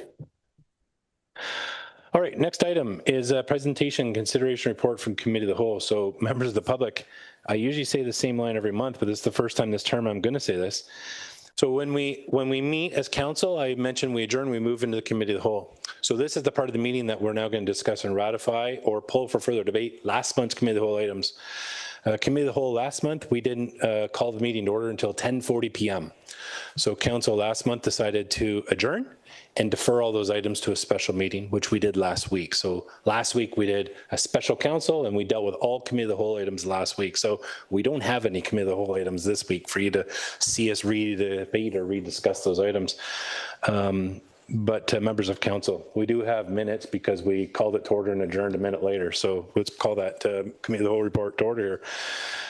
The motion reads that the report of the Committee of the Whole meeting for April 8, 2026 be approved. It's moved by the Deputy Mayor, seconded by Councillor Waters. I'll call the vote. All in favor? And opposed? That's carried. Next item is presentation, consideration of report for special committees. We have none. 17, motion of which notice has previously been given. We have none. 18, notice of motion. Any member wish to present a notice of motion?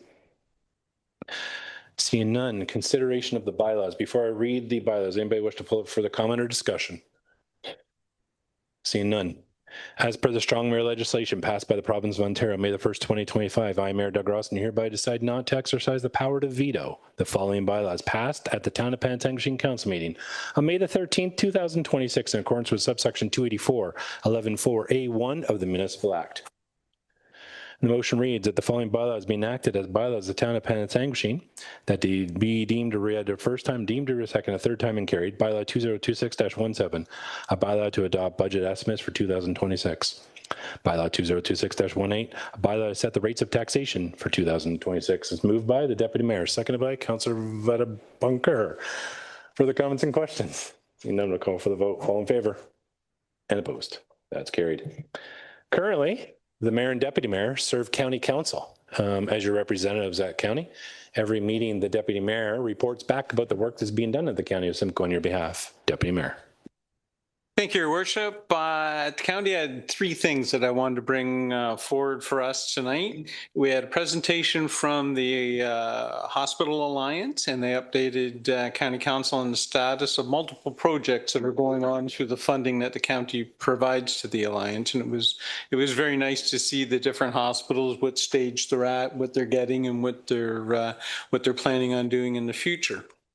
The second item I wanted to bring up was a really nice one. It is Paramedic Week, and we had a grade 5 student from Oro-Medonte come and read her essay that made her Paramedic of the Week.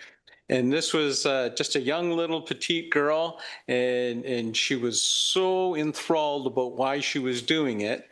And then when she told us, just before she read her essay, she had been in Royal Victoria Hospital, picked up by air ambulance, taken to sick kids, had some major medical issues, and years later, now she was doing this. So that was really a nice thing to see. That was good. The other thing we had was a very detailed presentation from Dillon Consulting on our county transit program. They laid out options on how we should be adding new routes or adjusting some of the routes that currently exist. For council's information, there was some municipalities that wanted the county to take over the local bus routes, but the county was having none of that. They were not interested, too much free for that. So they're going to be working with our transit committee. They're going to be looking at how to make sure that our new PenMid transit system lines up with the Lynx buses to make sure we can get our people to Aurelia and to Barrie. So with that, Your Worship, that was filled in a very long day. It was nice for Councillor Vadewoncourt to come. Unfortunately, had to go through a 6-hour presentation about buses, but other than that, it was good. An update about composition. No, we'll wait for that one. Okay, council, any comments or questions for the deputy mayor? See none. Announcements and inquiries. I was about to do that. I just about to say it, and Councillor Roos already got his hand up. Like, I'm going to go first, thank Councillor Roos. Madam Clerk, do you mind providing everyone an update?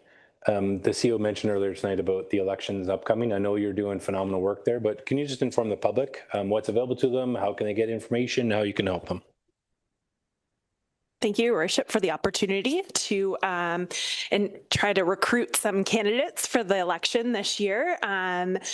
If you're a member of the public, a resident of the community looking to help shape the community, provide ideas and feedback on local priorities, please submit your papers for nomination for municipal council. The nomination papers are on our website, Penetanguishene.ca, through the election candidate portal. So please go there. There's tons of resources in terms of what's required to be a member of council. All the requirements and whatnot are there. So please refer to the elections candidate information page of the town website. Thank you. Thank you, Madam Clerk. Councillor Roux, do you have any announcements for us this evening? Naturally, Your Worship, I have two. First one is the Downtown Historical Walking Tour, actually taking place tomorrow, May 14th. And it's Take a Walk Downtown Penetanguishene and learn about the history of local homes. It's $7 per person. Children 12 and under are free. Registration is required. And also there will be another one on July the 23rd. My second announcement is the Town of Penetanguishene Bike Rodeo, which will take place Saturday, May 30th from 10:30 to 12:30 at McGuire Park. And what to expect is bike skills, safe riding activities, fun obstacle courses, youth bikes and helmets available, bike decorating, free swag and prizes. Helmets are required, available on site as needed. Thank you very much, Councillor Roux. Any other members have any announcements or inquiries? Councillor Drush. Thank you very much. First, I'd like to start by thanking the Wellbeing and Accessibility Committee. They are the stewards of the Youth Endowment Fund, and there were members here present today to see the recipients receive that money. So thank you to the committee for their preparedness every year to review applications and to bring that forward to council and the community. Thank you. Secondly, we do have a Seniors Information Day, and I believe it is before our next council meeting. I believe it's June 6th. Yes, so that will be held at the Brian Norser Hall in the arena, and it's always a fantastic day for for information sharing. Oh, it's June 4th. June 4th. It's a Thursday. So it's a great day to share and to receive information that that prepares us for those golden years. So please join us. There is a lunch provided, and I know that there will be speakers. So again, the arena on June 4th. Thank you. Councillor Marchand. Great, thank you. I just wanted to share with council and to the community that the Environmental Champion Awards being hosted by Severn Sound Environmental Association are happening next Thursday evening, May 21st, and it is being held at Brebeuf Event Center at Ste. Marie. Doors open at 4. There is municipal acknowledgement and awards being presented between 4:30 and 5:30, and then Environmental Champion Awards at 5:45. So hopefully we'll see some of our fellow members of council and community there. Thanks. Thank you, Councillor Marchand. Council, any other announcements or inquiries?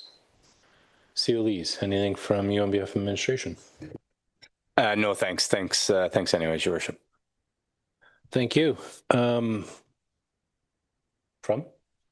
Councillor Rush? Yeah, for sure. I also forgot one other item this year to underline the importance of Accessibility Week. We do have an activity planned on June 1st, and it's the Accessible Beach Boardwalk grand opening, and it is to kick off the Accessibility Week. It is at 2 o'clock in the afternoon at our waterfront. So please come out to check out the beautiful work that our Parks Department has created, this accessible boardwalk for folks who get to enjoy the beach along with the rest of the community. So thank you. Thank you, Councillor. Sorry, I thought you were pointing to something else. I'm trying to look who, but it's all good. All right, Council. My only other one, I just want to make mention, it was mentioned earlier this evening by CLEs, is for our HR Director, Christine. I want to thank you for your service to our community. I think CEO mentioned you've left a mark. I think you've elevated employee well-being and making the place to work the best. So thank you for your contributions, your commitment, all you've done for our people and our community. On behalf of our council and our town, thank you so much. And all the best to your next phase of journey of life and journeys and travels, and all the best to you, and thank you again.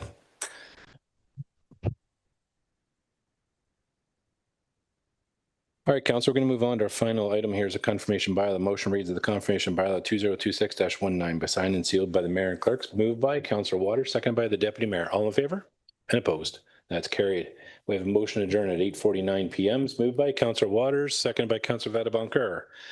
We're going to adjourn till 9 o'clock, and then we'll be back with committee of the whole. Thank you.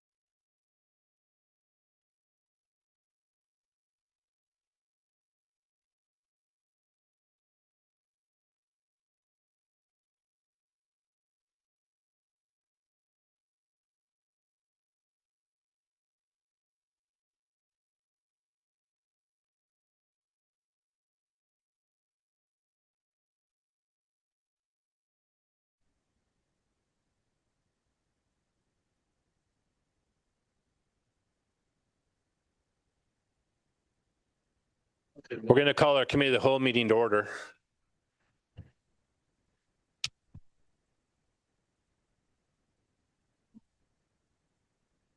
Sarah, we good?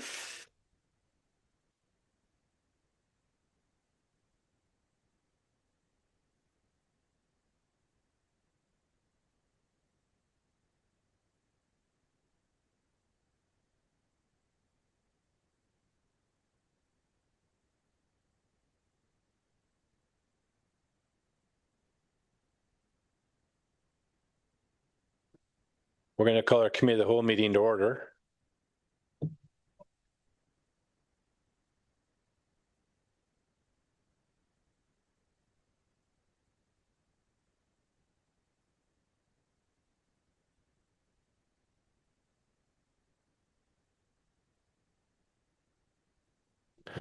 Good evening. We're going to call our committee of the whole meeting to order for Wednesday, May the 13th, 2026 at 9:02 p.m.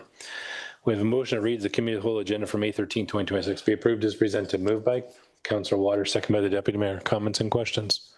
Call for the vote. All in favor? And opposed? That's carried. Does any member have a declaration of pecuniary interest tonight? Seeing none, we'll move on to delegations and presentations. We have two this evening. Our first one is regarding the presentation about the Penetanguishene Centennial Museum for the museum activities and celebrating Museum Month. So we have our museum curator, Nicole. Thank you for being here. Welcome. Floor is yours.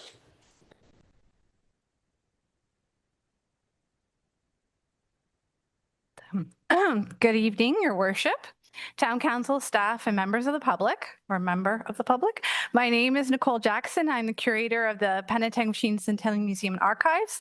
Tonight, I will be presenting a brief overview of the 2025 Museum Activities Report. This report is part of the requirements to apply for the Community Museum Operating Grant administered through the Ministry of Tourism, Culture, and Gaming. Tonight, I'll walk you through some of the highlights from 2025 and give you a sense of the work that the museum has been doing in the community. At its core, the museum exists to collect, preserve, and share the stories and artifacts of Penetanguishene, helping to illuminate our past, shape our identity, and inspire our future. Our work is grounded in a set of values that guide everything we do. We strive to be innovative, inviting, informative, collaborative, and inclusive. These values were clearly reflected in our activities throughout 2025. Here are the 9 standards that are required for the CMOG grant that I will go into more detail. The purpose of the museum is to preserve and share Penetanguishene's tangible history through artifacts and archives. In 2025, we created a 5-year strategic plan for the museum, and one of the 5 core strategic directions was to enhance our genealogy and archive services. In particular, we wanted to improve access to our collection. We have over 21,000 artifacts and archives that are accessed in our collections management database. In 2025, we had over 350 items donated and accessioned, and then we scanned an additional 1,200 archival holdings that were already in our collection that we hadn't gotten to, and had over 2,500 online collection views. Going back and trying to accession what we already have is part of our goal to try to get 65% of our collection accessioned by 2030. When it comes to exhibits, we try to have a broad mix of permanent and temporary exhibits.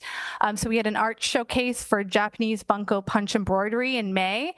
We had a traveling exhibit, A Tapestry of Voices, that was loaned by the Canadian Language Museum. And we created one for the Penetanguishene's 150th that we had from September to December. As part of our permanent exhibits, we revitalized our Beck exhibit area that we have. We get a lot of visitors that go to the Beck House, and there was a lot of interest in a lot of the back history of some of the 9 children, as we did a lot of research to sort of give a little bit more biography and enhance that exhibit we have there. The other new exhibit that we put in is a hands-on children's exhibit. This is in our front section. It's been very popular for our Museum Tots program, as well as for our summer programs. This past March break, we found that families were staying a lot longer at our museum for events. So we have our programming we have, and then they stayed for another hour and a half just playing in that area with the other children. So it's a really nice addition for us. When it comes to our attendance, we have almost 10,000 visitors. This is a conservative number for us. We try to collect data through our registrations, but when it comes to certain events, we're really just people clicking numbers when they come in. And I know for certain events, we miss a lot of people. So I definitely say we have at least 10,000 people that come through the museum. That's a pretty good number when you think of the fact that the town has only 10,000 people. It's pretty rare to have a museum that has as many visitors as it does the individuals in their town. For staff development, one of the major things that happened in 2025 is that our curatorial assistant / programs coordinator, she did leave in July. So we did welcome a new staff member, Rachel Whittington. So onboarding her and getting her up to date with a lot of the training that she needed to do was included for the last 6 months. Some of our programming, she continued all the program we have, but some of those strategic directions we'll be doing this year just because she did sort of onboard halfway through the year. For staff development for the curator myself, I did attend a 10-week online digital skills museum digital strategy and transformation course, and this to help me to create the 5-year digital digitization plan that we had to do. We're constantly doing health and safety, computer skills, and cultural and social learning. There's a lot of lunch and learns through Ontario Museum Association that I've taken part as well as Rachel. For maintenance and conservation, these are actually 2 different standards for CMOG. I just sort of lumped them in together because we are somewhat unique that our building is actually, I say it's our largest artifactor building. It's an 1875 general store. So when we're taking care of the building, it's also part of our conservation.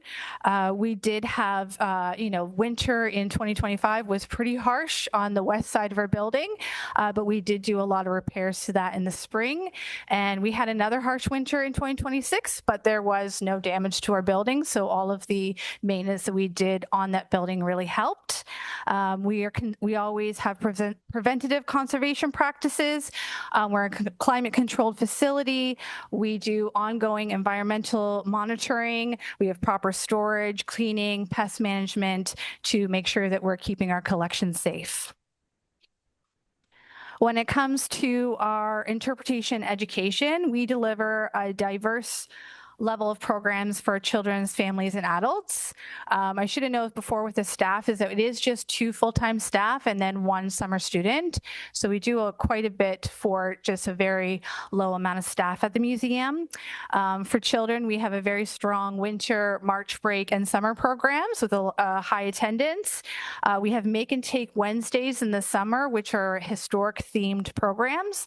And then we have Family Fun Days in July and August. That's for your general tourist or for families that come in and they do some fun themed crafts and scavenger hunt as they're going through the museum. Our Museum Tots program is very popular. It's for 2 to 4-year-olds. We offer it every other Wednesday. And usually we take a break in the summer, but this year we're actually going to continue on in the summer because we're finding there's so much popularity with the program and the families want to continue doing that.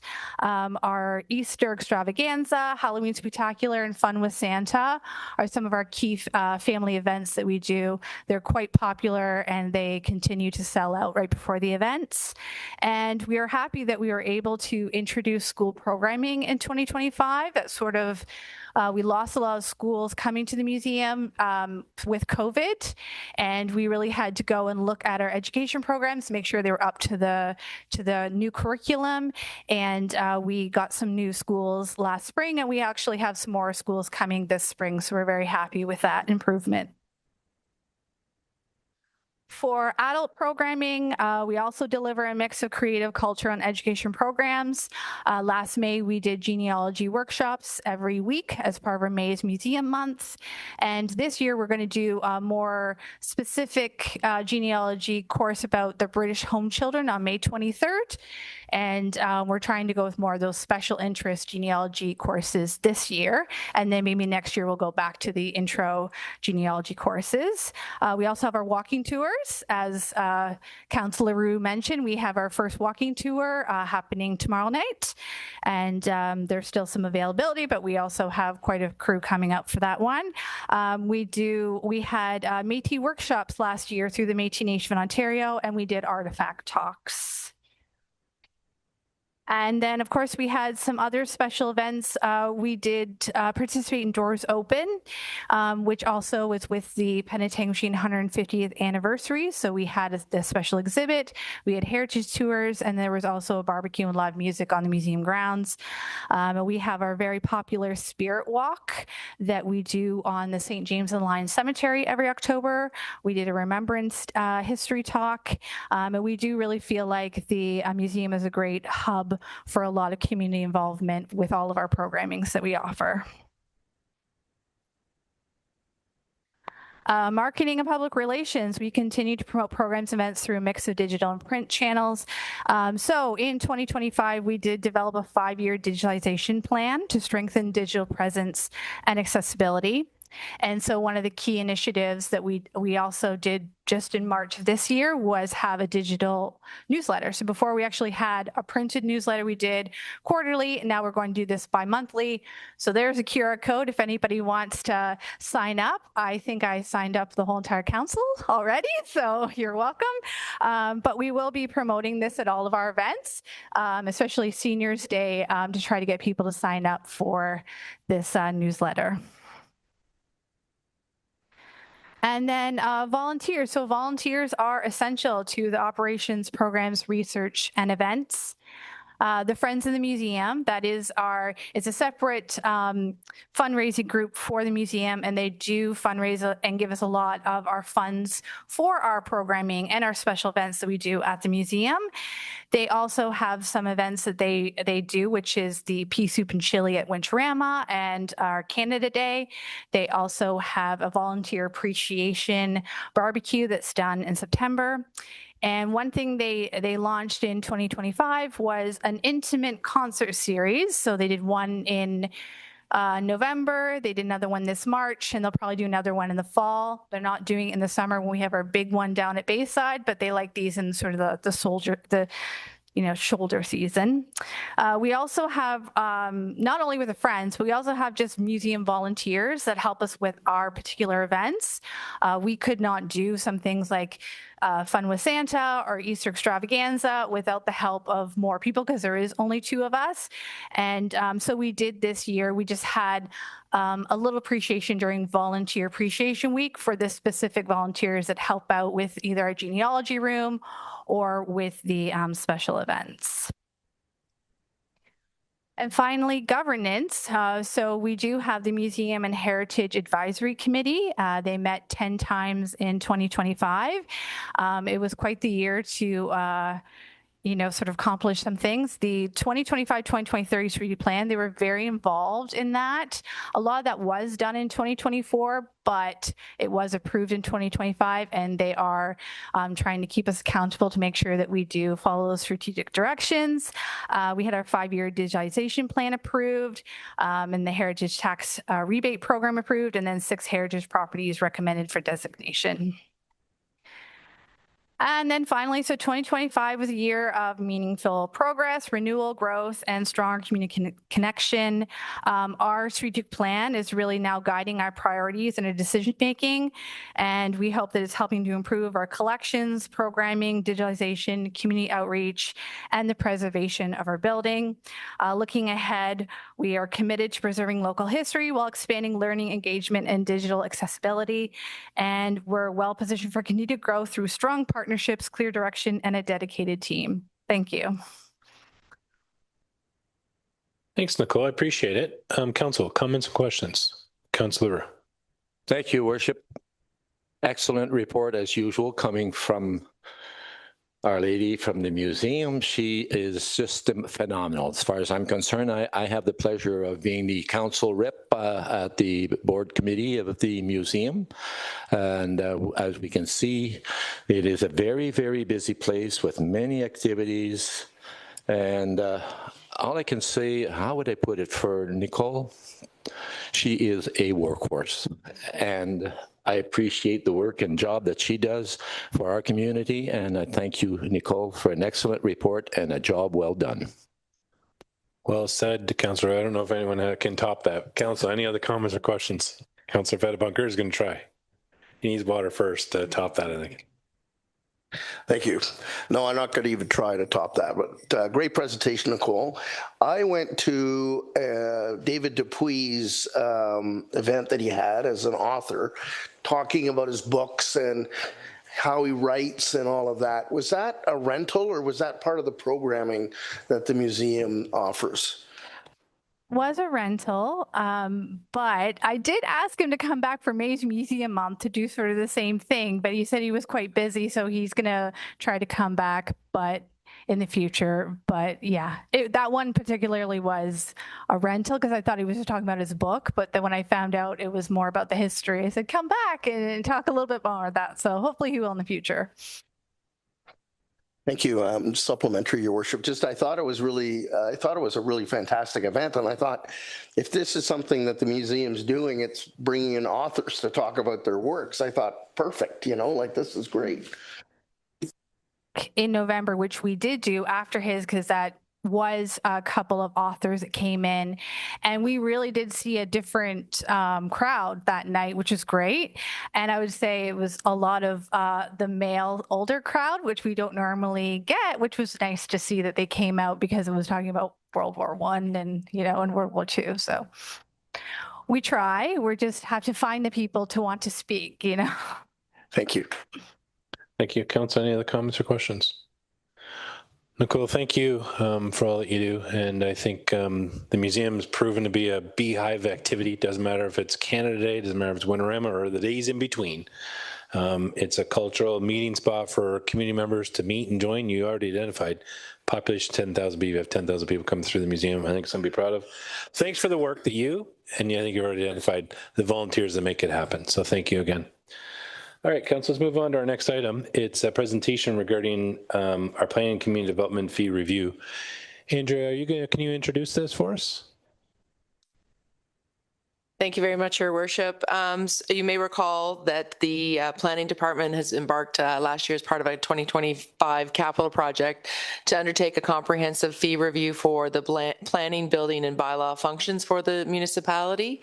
There is an annual review that staff undertake. However, this was one that was recommended through a business process review study that was done a couple years before that. And so this is the results of that study. We retain the services of Hempson Consulting, and we have Stefan online to give you a quick summary of what was the results of that study. The full report is attached to the staff report later in the agenda. Thank you, Andrea. Welcome, Stefan. Welcome to our Committee of the Whole meeting tonight. The floor is yours, sir. Thank you for joining us. Thank you, Mr. Mayor. Thank you for having me.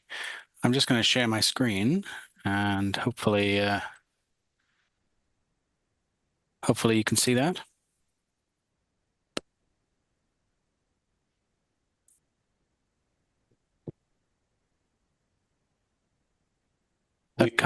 We can see, yes. Okay, excellent.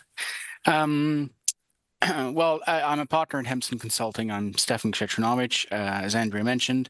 As she said, we've been retained to prepare a review of your building permit, planning application, and bylaw enforcement fees. So those are three services that are provided under three separate pieces of legislation: the Building Code Act, the Planning Act, and the Municipal Act. And tonight, I'm just going to present or summarize the findings of the review, which, as Andrea said, is set out in our more detailed report, which is attached to your agenda, and that was released a few weeks ago.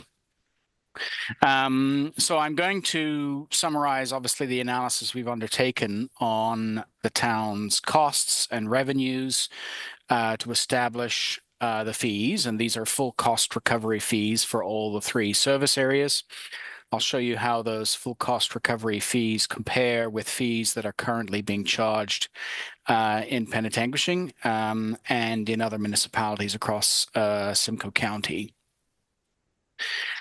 Each service has a somewhat different fee calculation methodology for reasons that I'll get into. And one of the complications, of course, is that you have a joint services agreement with the town of Midland to provide your building permit review services. But there are a few things that they all have in common. One is that these services are very much labor intensive. So most of the costs that we're seeking to recover are the costs of staff time. And so the key to getting the fees right is to identify sort of who's doing what and how much time is spent on each type of application. And this is particularly important for the planning fees because the Planning Act requires that these fees be established for each type of application. So we've spoken to all the staff involved. We've interviewed everybody at length. And so we're fairly confident that all of the inputs into the calculation are defensible. It's particularly important, again, for the Planning Act fees because they're appealable to the Ontario Land Tribunal. We've also looked at all types of costs in seeking to set fees to recover costs. We've looked at direct costs, which is obviously, as I said, the salaries and benefits associated with staff time, but also your other operating costs, the cost of space, both keeping the lights on and ultimately replacing the space over the full life cycle of the facility. We've also looked at indirect costs, which should be an appropriate share of the corporate and administrative functions that are there to support the direct cost providers. So that could be, a portion of the finance department or IT or HR and that kind of thing. And then for the planning fees specifically, we have calculated that a portion of the fees would be set aside to build a planning fee reserve fund. A fairly modest one in the grand scheme of things, but given that this would be introduced for the first time, we've set a target which would be equivalent of 75% of your operating costs built up over a 5-year period. And the purpose of that fund really is to ensure that on years when planning applications are slow, you have sufficient funds to cover your costs, and in years where planning applications are sort of higher than normal, you can use the surplus revenue to sequester that into the fund. So the planning application services, we've looked at costs over the next 5 years. So it's an operation just over $250,000 a year. Most of the costs are concentrated, as you might expect, in planning and development. But there are staff in recreation and community services and in fire and emergency services that can get involved with these reviews. And on the left there, you can see the breakdown of the various costs. As I say, most of the costs are staff salaries, but not insignificant costs associated with other direct operating line items in the budgets, about 21% relating to indirect costs, the cost of space at 2%, and then 13%, which is set aside to build the reserve fund. I've spoken a little bit about the reserve fund, but just to let you know that the target of 75% of operating costs in 2030 is equivalent to a balance of $162,000. I should say that planning fee reserve funds are less common than their building permit fee equivalents, but they are becoming more prevalent, I think, as municipalities move towards full cost recovery and recognize that, if they're going to do that properly, they need these kinds of funds to make sure that they can cover their operations, as I say, in years when applications are lower than normal. They're perfectly justifiable and defensible, and in fact, yours truly successfully defended their use for planning application reviews at the OLT in 2025. This just breaks down the costs for the planning reviews by the types of application, and you can see in the first column of figures there that the big four, 70% of all the costs are associated with reviewing applications for official plan amendments, zoning bylaw amendments, site plans, and subdivisions. but there's a whole range of work that's done for these reviews. And you can see that under the current fee rates, we're only going to raise about $130,000 of the $251,000 in costs. So most of these fees, in order to get to full cost recovery, need to increase significantly. And the vast majority of them need to more than double, really, to get full cost recovery. We've looked at all the other planning fees across all the other local municipalities in Simcoe County. We've looked at the fee rates and the fee structures and made recommendations on the fee structures. You can see much more detail about the fee comparison in Appendix B to the report, but this slide here just gives you a sort of snapshot of where you stand right now. And you can see here that the current fees that are in place in the town are very low indeed. They are among the lowest of similar fees that are charged across those 15 municipalities. And indeed, 2 of the zoning bylaw amendments, the non-res site plan fees and your current consent fees, are in fact the lowest of all those municipalities. And the full cost recovery fees, even though they represent quite substantial increases to your current fees, would still leave you, for the most part, well within the benchmark range of what we see. And none of the fees that we have calculated would be the highest of the benchmark range. In fact, you'd still be, even the ones that are shown as high here, would still be well below the highest fees that are charged in Simcoe County. Another thing to point out, I think, is that a lot of the fees in other municipalities are also not recovering the full cost of service. So we shouldn't assume that just because another municipality has lower fees, that means they're doing a better job or fantastically efficient way of delivering a service at less cost. It could well represent the fact that they're just charged low because they never really looked at them in the same way that you're doing right now. So just moving to the bylaw enforcement fees, there's a number of fees here. We've got 40 fees under the fee schedule in the bylaw. But in terms of total revenue, we're talking, much less revenue, so far less consequential from a sort of fiscal perspective. It's just about $39,000, $40,000 a year that you're going to raise for these fees. The approach that we've used for calculating them is really to try and get a sense of how many hours, which staff and how many hours it takes to typically process these kinds of applications. And there's a whole range of staff that get involved with doing these kinds of reviews and providing these services. Often many of these services are provided quite infrequently, so it's sometimes difficult to identify a typical time spent. So we've relied much more on the benchmarking analysis to set these fees properly. And I've just on this slide and in the next slide highlighted some of the key benchmark comparators and the results of that analysis. And you can see that it's really all over the map. But for the most part, most of these fees are below the benchmark average. There are a few that are higher, and there are a few sort of within the benchmark range, which is sort of plus or minus 20% of the average. So in general, the changes that we're recommending to these fees represent either a modest increase, or if you look at the next slide, in some cases, no change whatsoever. And there are 1 or 2 cases where we're recommending a reduction in the fees. There are 1 or 2 that are slightly higher than sort of the 20-25%, the property standards fee, for example, and these fees for banner signs. But otherwise, it's certainly much lower than what you'd see on the planning fee side of the ledger.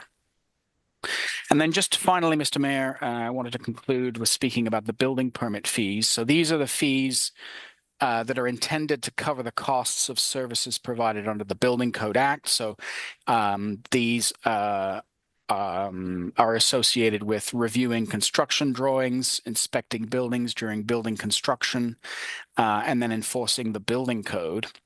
And although the fees that apply in Penetanguishene are established by a bylaw passed by this council, The actual fee rates have been set by the town of Midland pursuant to a joint services agreement with the town.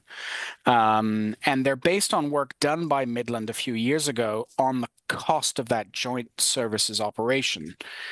And one thing that work doesn't really do is explicitly account for the state of the township, of the town of Penetanguishing's building permit reserve fund. The reason why that's important is because the town has actually had to draw on that reserve fund in recent years in order to fund its operations. We are in the middle of a slow construction period right now, and there's every indication that it could well continue for the next few months, if not longer. And so the recommendation we have for dealing with this is to actually introduce not to change the fees necessarily, because that would engage the town of Midland and probably be a lot more complex. A more straightforward approach to dealing with this is to impose a surcharge on the fees that are charged under your bylaw to build the reserve fund back up to a state where it's going to serve its proper function. And that translates into a surcharge of around 11%. Flat surcharge on all fees paid. That surcharge would still keep your fees well within the median range of all the fees that are charged across the county. And you can see, again, more detailed comparison of all these different building permit fees in Appendix C of our report. So just to conclude, Mr. Mayor, we have, sort of in addition to the fee schedules and the new fee rates that are being recommended, there's some other recommendations with respect to the fee structure. Those are fairly minor, but they're intended to streamline the fee structure and get rid of redundant fees that aren't really used anymore, and introduce one or two new fees for which you currently provide a service, but you don't charge a fee. We're happy to consider the feedback that's provided by committee this evening. There is a step that you have to take before passing the building permit fees. You have to hold at least one public meeting under the Building Code Act. But after that, there's really no impediment for you to consider and update the fees, whether you adopt what's in the report or something lower, and you can pass those fees whenever you like. So thank you, Mr. Mayor, and of course, happy to answer any questions you or members of the committee may have. Thank you very much for your presentation, Council. This will be in committee of the whole a little bit later. And, a motion there under 8F. Will this be under consideration? I'll open up the comments and questions for our presenter this evening. Council, comments and questions? Councillor Veta-Bancur. Thank you, Worship. Good evening, Stefan. Could you just explain your definition of full cost recovery as outlined in your report and presentation? Yes, through you, Mr. Mayor. So full cost recovery is intended to cover the direct, indirect, and in cases where we've tried to set the fees over a future period, anticipated costs, both capital and operating, of providing the services. And that includes costs to ensure that in cases where there is a reserve fund in place or proposed to be in place, that reserve fund can be built up over a period of time to provide, to have sufficient funds in it to offset 75% of the operating costs associated with the service. So it's full cost in its fullest sense. Thank you. Supplementary, Your Worship. Was there a discount provided to that full cost for general services to the public, counter inquiries, telephone inquiries, just general things that aren't attached to an application? So through you, Mr. Mayor, yes. So through the interviews we had with staff, we were we were very careful to ensure that not all staff time was included in the fee calculation. So to the extent that staff are undertaking work that's unrelated to processing applications, that was excluded from the calculations and the costs that I've shown you here. Now, obviously, we did not exclude time, fielding questions about applications. So there may well be questions that are asked by, through a customer service function that don't result in a specific application. But our view is that that's part and parcel of the service that's being provided under the Planning Act. It actually makes the service more efficient if you can, streamline applications so that they only come in when they're ready to be submitted, or they improve things and make them more complete when they are submitted. So there's certainly work associated with, I think, what you just described that would be included, but we didn't include any time that's clearly unrelated to the application process. Thank you. Council, any comments and questions for our presenter? I have one, Stefan, if I can. And you may not have the answer, and I appreciate that. Currently, we know the province has made some pretty bold assumptions about building. And part of the provincial priorities about building is saying that the lower tier governments are causing red tape and causing barriers to prevent building. And they're asking us to create faster routes, faster paths, and to keep our costs down.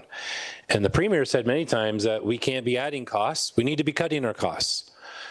So I hear you today saying, let's increase these costs. I understand cost recovery, I understand our costs, I'm not debating that.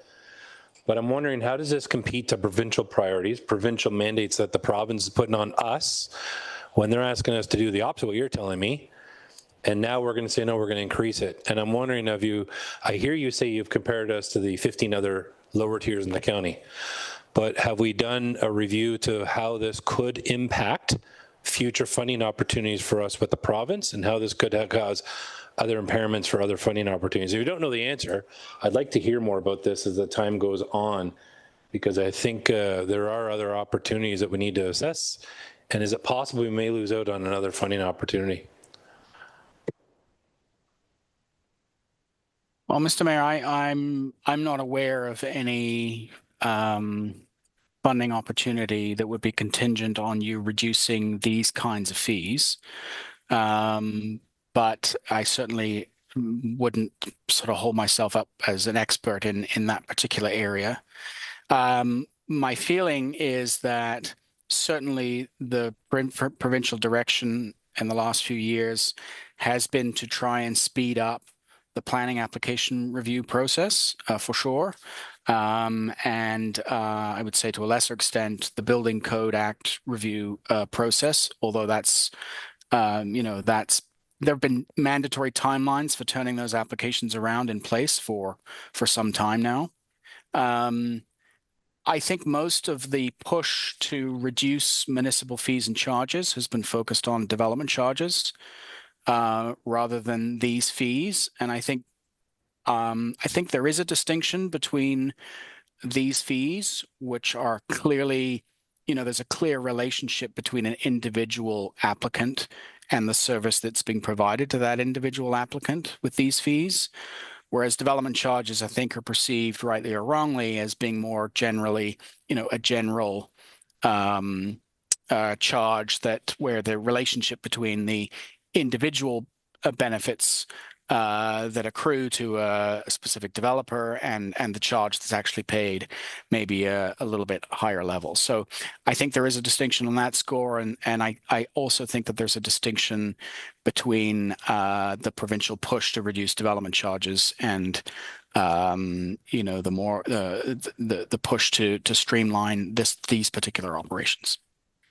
Thank you. All right, Councillor, we're going to move on. Thank you for being here tonight, Stefan, and your presentation. I appreciate it. Thank you for having me. Council, move on to the next item, our council information package. Does anybody wish to pull anything from either one, the April 22nd, 2026 or the May 6th, 2026 CIPs for further comment or discussion? Seeing none, I'll just comment on one. The May 6th, 2026, there's an item on there regarding a grant for Winterama for future. So good work to staff to be able to secure that. And I think just further makes Winterama strong as we move forward. Motion reads that the council information package that been given due consideration be received for information. It's moved by Councillor Vadabonker, second by Councillor Marchand. We'll call for the vote. All in favor? And opposed? That's carried. Transportation Environmental Service. I'm going to turn the chair to Councillor Vadabonker.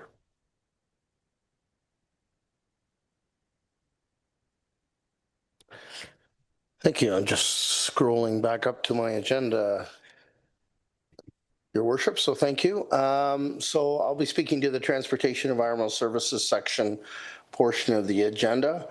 We have two consent agenda items. We have the Midland Penetanguishene Transit Ridership Quarterly Update for Q1 2026, and we have the staff report on the procurement implications of new provincial and federal buying acts. Are there any questions on either one of those consent items?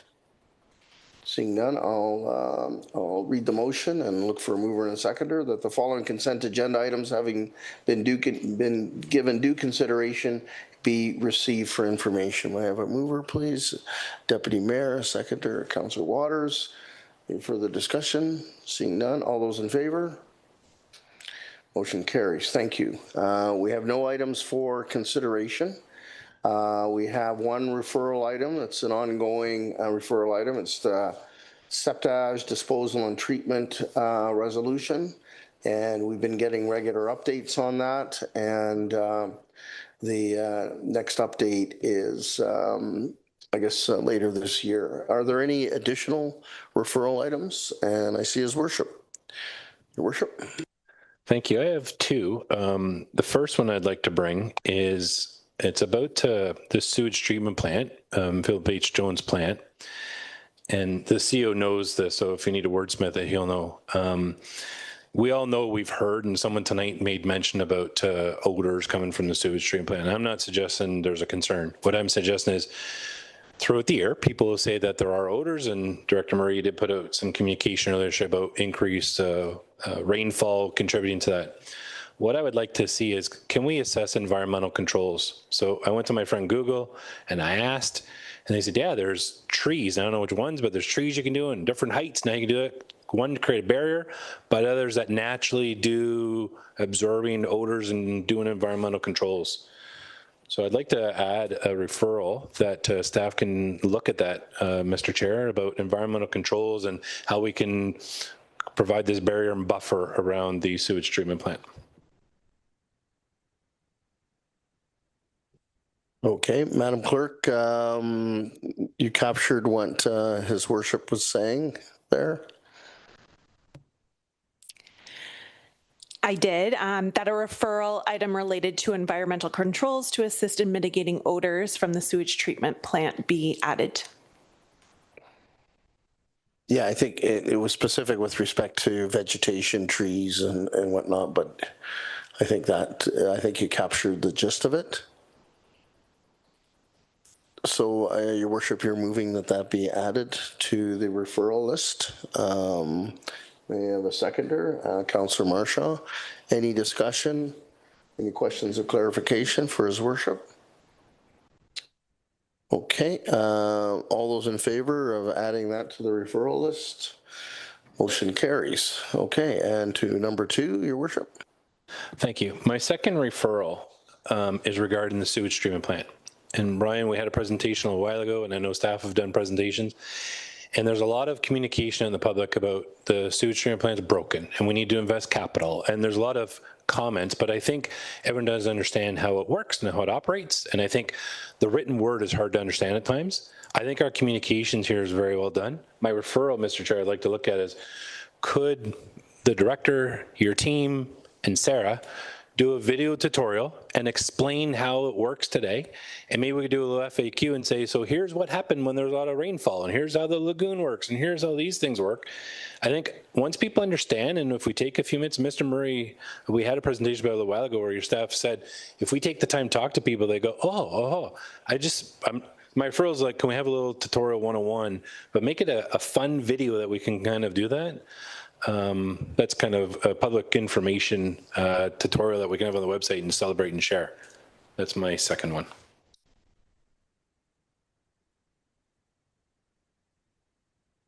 Thank you, Worship. As a referral, did you want staff to investigate that and come back? Is that what you're asking?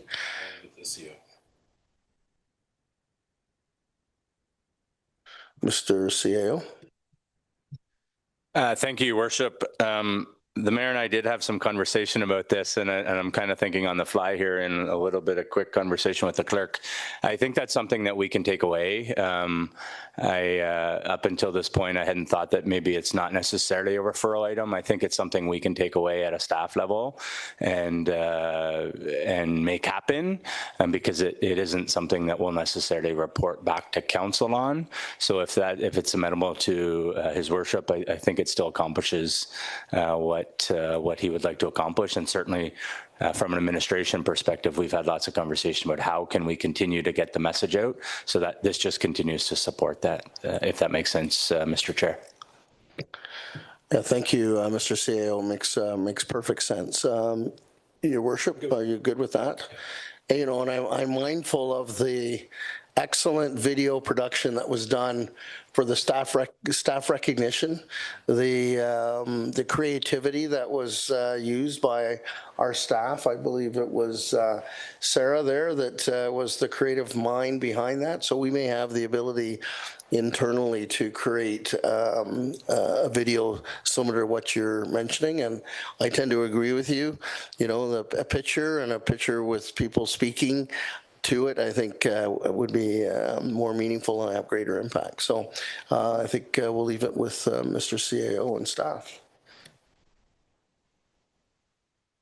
Any other referrals that anybody wants to add?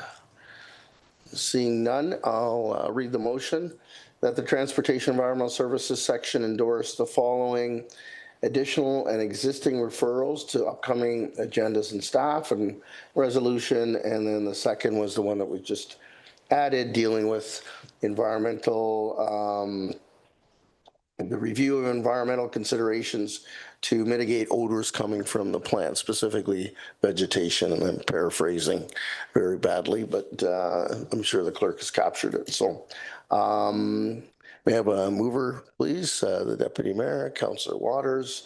Any further discussion? Seeing none, all those in favor? Any opposed? Seeing none, the motion carries. Question period from the media and the public. Anybody on online? None. Your Worship, I'm going to turn it back to you.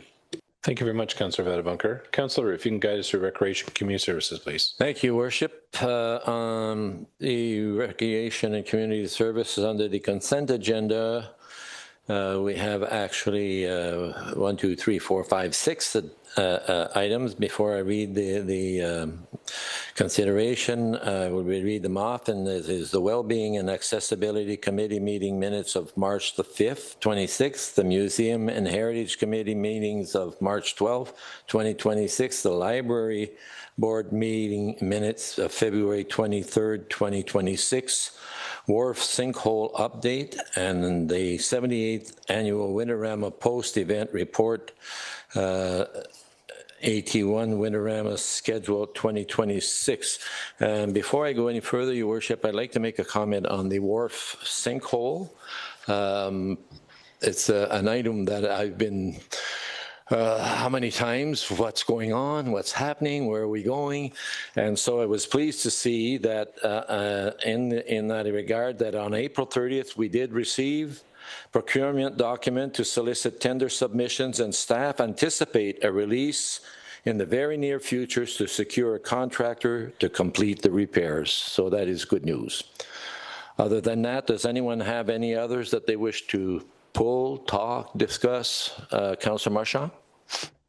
Thank you, Councillor Leroux. I just want to commend staff on the post-Winterama report. Really thorough. Always really like to see just, you know, how many unique individuals and how many individuals we saw.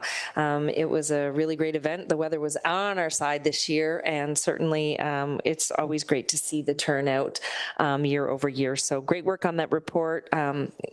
Highlighted also that there's another grant that we had received for this coming year. So just keep up the great work, and it just really makes me proud when you see so many people out in community and a lot of faces that I didn't recognize this year. But that's really great that they're coming to Penetanguishene and participating in our Winterama. Thank you, Councillor Marchand. Anyone else have any comments or concerns? If not, I will read the motion that the following consent agenda items having been given due consideration be received for information. Mover, Deputy Mayor, Seconder, Councillor Marchand, all in favor. And that is carried. Thank you. Moving on to matters for consideration. First, we have the museum activities report, and the motion is that the 2025 museum activities report for the operations of Penetanguishene Centennial Museum and Archives be approved in accordance with attachment 1 of staff report RCS 26-11. Comments, concerns? There being none, mover, Councillor DeRush, Councillor Waters, seconder, all in favor. And that is carried. Thank you. Moving on to the Framework to Truth and Reconciliation, AT1 Framework to Truth and Reconciliation, that the Framework to Truth and Reconciliation included as attachment 1 to staff report RCS 26-09 be approved, and that the staff be directed to report to update Committee of the Whole on the status of truth and reconciliation actions in 2031. Comments, concerns? Mayor? Thank you, Councillor. I appreciate this report very much. Thank you for doing this. That was very fulsome. I asked for this referral. I thought you well articulated what we're looking for. I just have one small amendment, if I can ask. Unless I misread it, the end of the motion says, and directed to report to update the Committee of the Whole on the status of the Truth and Reconciliation actions in 2031. I think we need to hear an update on a regular basis, even when we're doing our strat plan updates. Like what we're saying is the rest of this term and whole next term, like 3 councils from now, we're going to hear an update. All I'm saying is, could we get an update annually on how we're doing? And I think we could articulate that with our annual year-end strat plan review. Just that small little tweak I'd like to see, unless staff have another plan. But otherwise, well done. Thank you for this. Thank you, Worship. Are you suggesting a change to the motion or an add-on or whatever? Yeah, that's what I'm suggesting. Unless staff have another idea, instead of the last sentence, a status of the Truth and Reconciliation action in 2031 annually.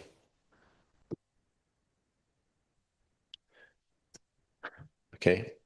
So do we have a mover for that? And Councillor Marchand seconds. All in favor? Okay, and on the entire motion, there's just a change, so it's carried as such that we make that change. Right, okay. Moving on to access to affordable recreation policy update, AT1 access to affordable recreation subsidy use 2019 to 25, AT2 access to affordable recreation policy, that the updated affordable access to recreation policy be approved as presented in attachment 2 of staff report RCS 2026-12, and that staff bring forward funding increases to the recreation program subsidy that reflects at minimum the rate of inflation to future budget deliberations for council consideration. Mover, Councillor Marchand, seconder, Deputy Mayor, all in favor. That is carried. Thank you. Moving on to referrals to upcoming agenda staff referrals. And that the Recreation Community Service section endorse the following additional and existing referrals to upcoming agendas and staff. We have the Truth and Reconciliation, Gateway to Rotary Champlain-Wendat Park, Capital Plan for PMCC, Community Use School Partnership, request from Anglican Parish. Are there any of those that could be removed? And If there are none, add-on, Mr. Mayor? Thank you. I have 3 this evening, but I spoke to the director, and I think we're going to leave the 2 for another time. But the one I'd like to bring forward tonight, Mr. Chair, in the last little while, we know that there's a prominent member of our community who recently passed away, and we've been hearing about there should be a naming rights of the arena for this individual. And I was asked at the funeral directly if we could do that as a council. I'm not asking us to do that. That's not my ask tonight, council. What I think we need to do is we need to have a policy. I think we need to have a naming policy for not arena, but municipal assets. And I think whether it's a park, whether it's our multi-use recreation center, whether it's arena, I'd like to hear best practices and a policy back to guide council when we do that. So we're not making an emotional decision hours after. So, Mr. Chair, what I'm looking for is naming rights for municipal assets. And I would also say, from my perspective, I would say like this can be a Q1 of next year. Like next council can look at that. But I think we need to be guided on good policy on this. I'd like to move that. Mover, Councillor Waters, seconder, Councillor Marchand. All in favor? And that is carried. And so with that, the Recreation Community Service section endorsed the following additional and existing referrals to upcoming agendas and staff with the added one. Mover, Councillor DeRush, Councillor Vadewalker, seconder, all in favor. And that is carried. Thank you. Moving on to question period and media and public. There's none. So, Mr. Mayor, I pass it back to you. Thank you very much, Councillor. Councillor DeRush. Planning Community Development Services section, please. Thank you very much. We have 3 consent agenda items before us. Before I read the motion, does anyone have any questions or comments regarding any of those items? Seeing none, then that the following consent agenda items, having been given due consideration, be received for information. A, Planning and Community Development First Quarter Memo. B, Committee of Adjustment meeting minutes for March 23rd, 2026. And C, Economic Advisory Committee meeting minutes for February 2nd, 2026. Can I get a mover and a seconder, please? Moved by Councillor Waters, seconded by Councillor Leroux. We'll go to the vote. All in favor? Opposed? The motion is carried. Matters for consideration. The first item is an extension to the draft plan approval for 2 Beck Boulevard, file number 06-2374. And I'll read the motion, then we can discuss it.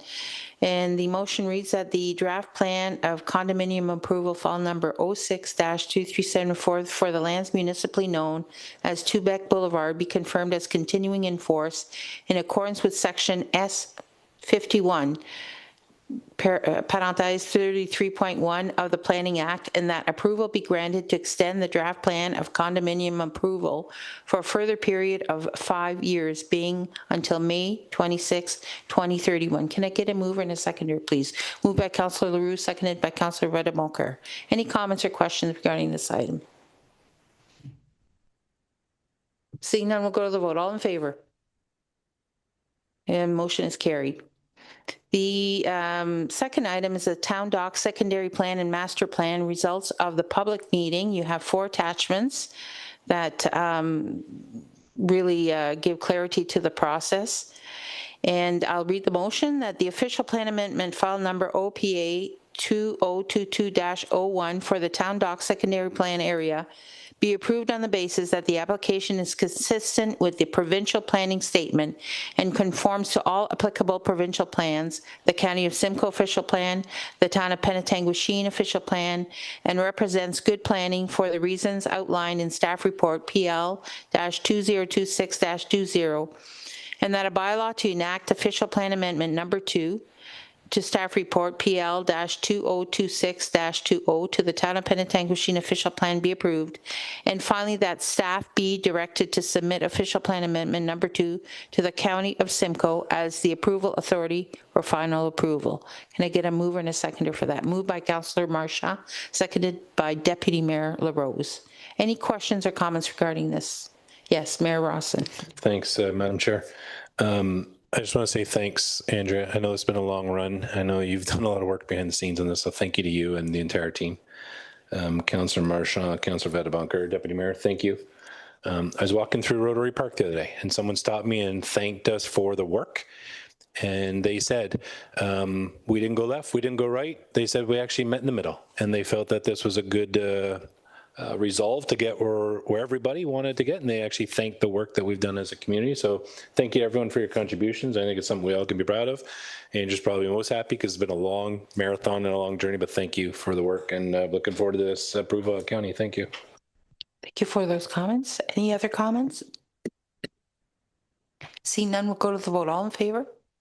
Opposed? The motion is carried. The third item is the Planning and Community Development Department fee review.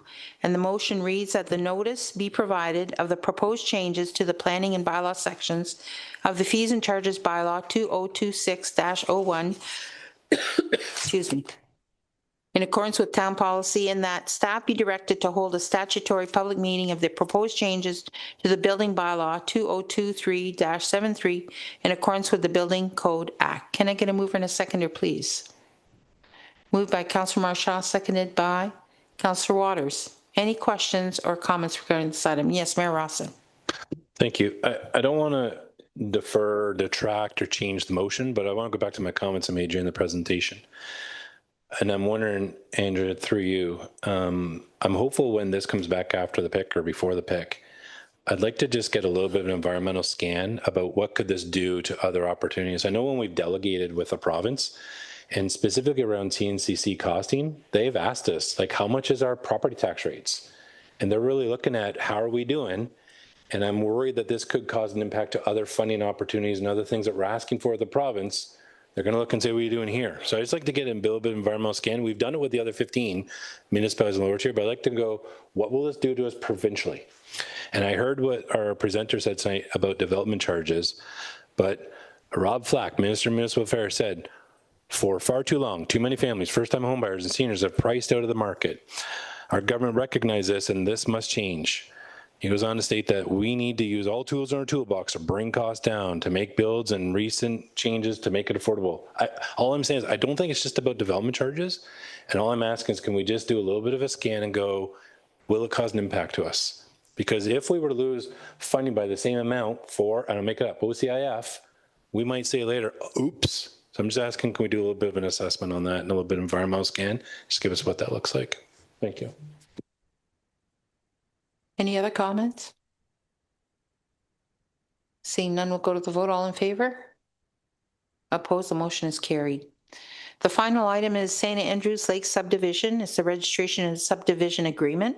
And the motion reads that the town of Penetanguishene enter into a subdivision agreement with Tonking Management, Inc.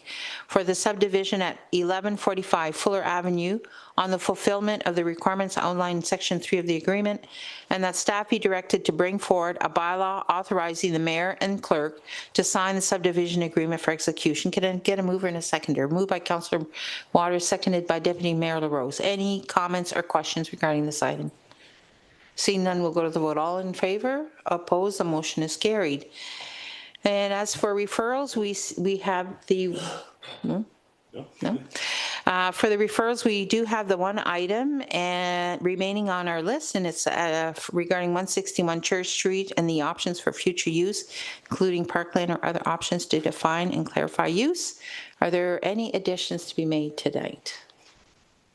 Seeing none, the motion reads that the Planning Community Development Services section endorse the following additional none, and existing referrals to upcoming agendas and staff, and that's 161 Church Street. Can I get a mover and seconder? Moved by Councillor Leroux, seconded by Councillor Marchand. All in favor? Opposed? The motion is carried. We have no media or public tonight, so I'll pass that back to you, Mayor Rawson. Thank you very much, Councillor Drush. We're going to move on to Finance and Corporate Services section and turn chair to Councillor Marchand. Thank you, Your Worship. For Finance and Corporate Services, we have one item under consent agenda, that the following consent agenda item being given due consideration be received for information. It's the 2025 draft year end and 2026 first quarter financial summary. Can I get a mover and seconder? And moved by Deputy LaRose, seconded by Councillor Waters. Any questions or comments with regards to that consent agenda item? Seeing none, all those in favor? That carries. We have no matters for consideration. Items for referral. There are currently two. The first one will stay on there. We chatted about it tonight. Funding for GBGH can be removed. We did vote on, we had a report come and we had already made a decision on that one. Anything to add or remove before I read the motion? Okay, seeing none. That the Finance and Corporate Services section endorse the following addition and existing referral to upcoming agendas and staff and its procedural bylaw update. Can I get a mover? Councillor Waters, seconder, Deputy LaRose. All those in favor? That motion carries. No media and public at this point, and I'll turn it back to you, Your Worship. Thank you very much, Councillor Marchand. We're going to look for a motion to adjourn at 10:05 p.m. Moved by Councillor